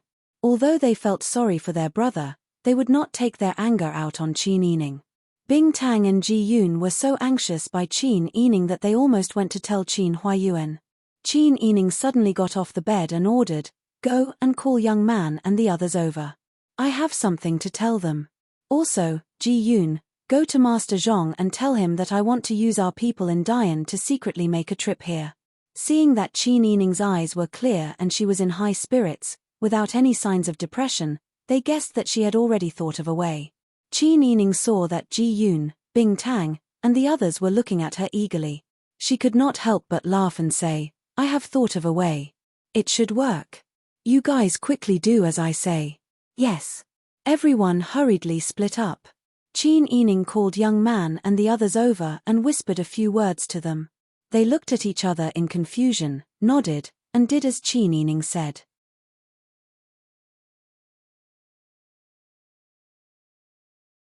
Chapter 390. When Qin Yining saw Zhong Dazhang, she immediately asked Master Zhong to send a secret letter to the capital of Dian and hand it over to a trustworthy person in the capital. As for the contents of the letter, she leaned close to Master Zhong and whispered a few words into his ear. Master Zhong was stunned when he heard what she said and said, "Boss, what you're doing could lead to a fatal disaster. You don't know where Da Ju's people are." Qin Yining raised her hand slightly and stopped Master Zhong from finishing his words. She smiled at him and comforted him, "Manager, don't worry. I know what I'm doing. You just need to do as I say. Just use the carrier pigeon. The sooner the better." Master Zhong was a bit worried at first, but when he saw how confident Qin Yining was, he no longer hesitated. He nodded solemnly and said, "Don't worry. I'll get it done as soon as possible. Then I'll have to trouble you. There are people's lives tied to this matter. You must be careful." "Yes." Qin Yining didn't delay Master Zhong. After she finished speaking, she got out of the carriage. Master Zhong immediately ordered someone to whip the horse and drive the carriage away from the family Qin. Qin Yining brought the maidservant back to her room. When she arrived at the door, she saw Cao Yuqing standing there with her hands behind her back. She was frowning as she waited for her. It seemed like she didn't come with good intentions. Qin Yining already knew that she would come. She smiled and said, "You're here. Come in and have a cup of tea." "Okay." Cao Yuqing admired her calmness. In addition, her face was similar to Qin Huayuan's when he was young. The depression in her heart dissipated when she saw Qin Yining. The two of them entered the room and sat down on the embroidered stool next to the square table. A few people from Bing Tang came to serve tea and refreshments before leaving. Cao Yuqing was a straightforward person. She immediately went straight to the point and said, "Why did you make all the spies remember such a ridiculous thing? That's not true at all." "Of course I know that's not true." Qin Yining smiled and said, "These are just things that I made up at the last minute to save Jingzhe and their lives." "Madam Cao, don't tell me you don't know what's at stake here. I heard that your Majesty has sent a group of people to the Dian dynasty to search for the treasures left behind by the Dian Emperor." Cao Yuqing furrowed her brows and said, "There is indeed such a thing. That batch of treasures is not a small amount. Da Ju's treasury is currently empty, and we are in need of money. Your Majesty naturally cares about this money. But what does this have to do with the spies? You should know that your Majesty will think of something in a moment of desperation if he can't find the location of the treasure, right?" Cao Yuqing fell into deep thought. "That's right. If he can't find the money, Li Chitian will naturally ask the people closest to the Emperor Emeritus. The Yu Qiyang is currently in the capital and is under your Majesty's control. Perhaps he has already investigated everything clearly. Naturally, he won't be able to find the whereabouts of the treasure. The existence of the silver-masked spies is no secret at all. Since Qin Huayuan had recruited these spies, he had never hidden anything from them. If Li Chitian becomes anxious, he will naturally ask the spies. The silver-masked spies were a team that she had single-handedly brought up. Naturally, She had a certain degree of affection for them. Naturally, she didn't want them to lose their lives because of the actions of the fatuous emperor. Thinking of this, Cao Yuqing said, "But will you be able to protect Jingzhe by doing this?" "Don't worry," Qin Yining smiled confidently, "not only will I protect Jingzhe, but I will also prevent future troubles for the spies." "How many silver-masked spies are currently in the capital?" "Including Jingzhe, there are 16 of them. The rest are arranged to work outside. However, this batch of spies is the last batch that I've taught. If there are any more casualties, there won't be anyone left to replace them." Qin Yining smiled and nodded. No matter how big the world is, human lives are the most important. Originally, this method wasn't a good thing to begin with. Isn't it good to keep them alive? When Cao Yuqing heard this, she lowered her long eyelashes, somewhat moved. "Do you have absolute confidence in this matter?" "I'm 90% certain. Except for some irresistible factors." Qin Yining made a conservative estimate. Cao Yuqing thought for a moment, then smiled and said, "All right, I understand. Don't worry, we spies have also been specially trained to interrogate by torture. Once we capture them, we definitely won't divulge any information about the main family to anyone else. This isn't a problem for us. I'll give the orders right away." Qin Yining smiled and nodded. "Thank you for your trouble." "You're welcome. If you can really save their lives, I'll have to thank you." Cao Yuqing patted Qin Yining's shoulder and quickly walked out. Qin Yining's heart was in suspense. Every day, he arranged for people to inquire about Jingzhe's whereabouts. 6 days passed like this. Li Qitian, who was in the imperial study, received an urgent letter from the old capital of Dian. After reading it, Li Qitian immediately slapped the imperial desk and stood up. "I've worn out iron shoes but still couldn't find it. Quick, Li Guanwen, immediately go to the family Qin. Bring Qin Meng and his daughter's bodyguards into the palace. Oh right, also call that woman surnamed Cao, the one who used to be Qin Meng's concubine. Bring her here as well. Hurry up, hurry up. Yes, yes, yes. This servant will go right away." Under Li Qitian's urging, Li Guanwen tripped and almost fell to the ground. He staggered out of the room. Li Qitian looked at the urgent letter in his hand again. His eyes were filled with pleasant surprise and joy. The contents of the letter were very clear. There was a rumor in the old capital of Dian that the silver-masked secret agents by the Dian Emperor Emeritus side were the Emperor Emeritus's most intimate weapons. These people might know the whereabouts of the treasure, and weren't these silver-masked secret agents currently in the family Qin? It seemed that Qin Huayuan was truly his lucky star. Li Qitian happily paced back and forth. He was constantly thinking about how to ask the silver-masked secret agents, and how to deal with these people. While Qin Yining was helping Lian Xiaoju with her needlework, the little girl's anxious voice came from outside. Miss, people from the palace are here. They want to take away our family's bodyguards." The needle in Qin Yining's hand almost pricked her finger. She hurriedly stood up and quickly walked out. It was currently afternoon, and Qin Huayuan was also at home. He was talking with Li Guanwen in the front courtyard. Li Guanwen was anxious, but he said politely, "Minister Qin, you don't need to be nervous. Your Majesty just wants to ask you and Miss Qin's bodyguards a few questions." Qin Huayuan's heart was full of questions, but he just nodded calmly. "Since Your Majesty has something to ask, of course he will." "Servants." Qin Huayuan ordered people to come. Li Guanwen hurriedly added, "That's right. Your Majesty also specifically said that he wants to see your family's Madame Cao." Qin Huayuan's heart tightened again. He could already guess what Your Majesty wanted to do. He still smiled gently and nodded. He also ordered people to call Cao Yuqing over. "You're tuning in to the Dreamy Chapters YouTube channel. We're so grateful for your support, and don't forget to subscribe to join us on this incredible journey through captivating stories. Your generosity through donations truly makes a world of difference, as it's the primary source of revenue that allows me to expand and enhance this channel for you. Thank you from the bottom of my heart for being a part of this adventure.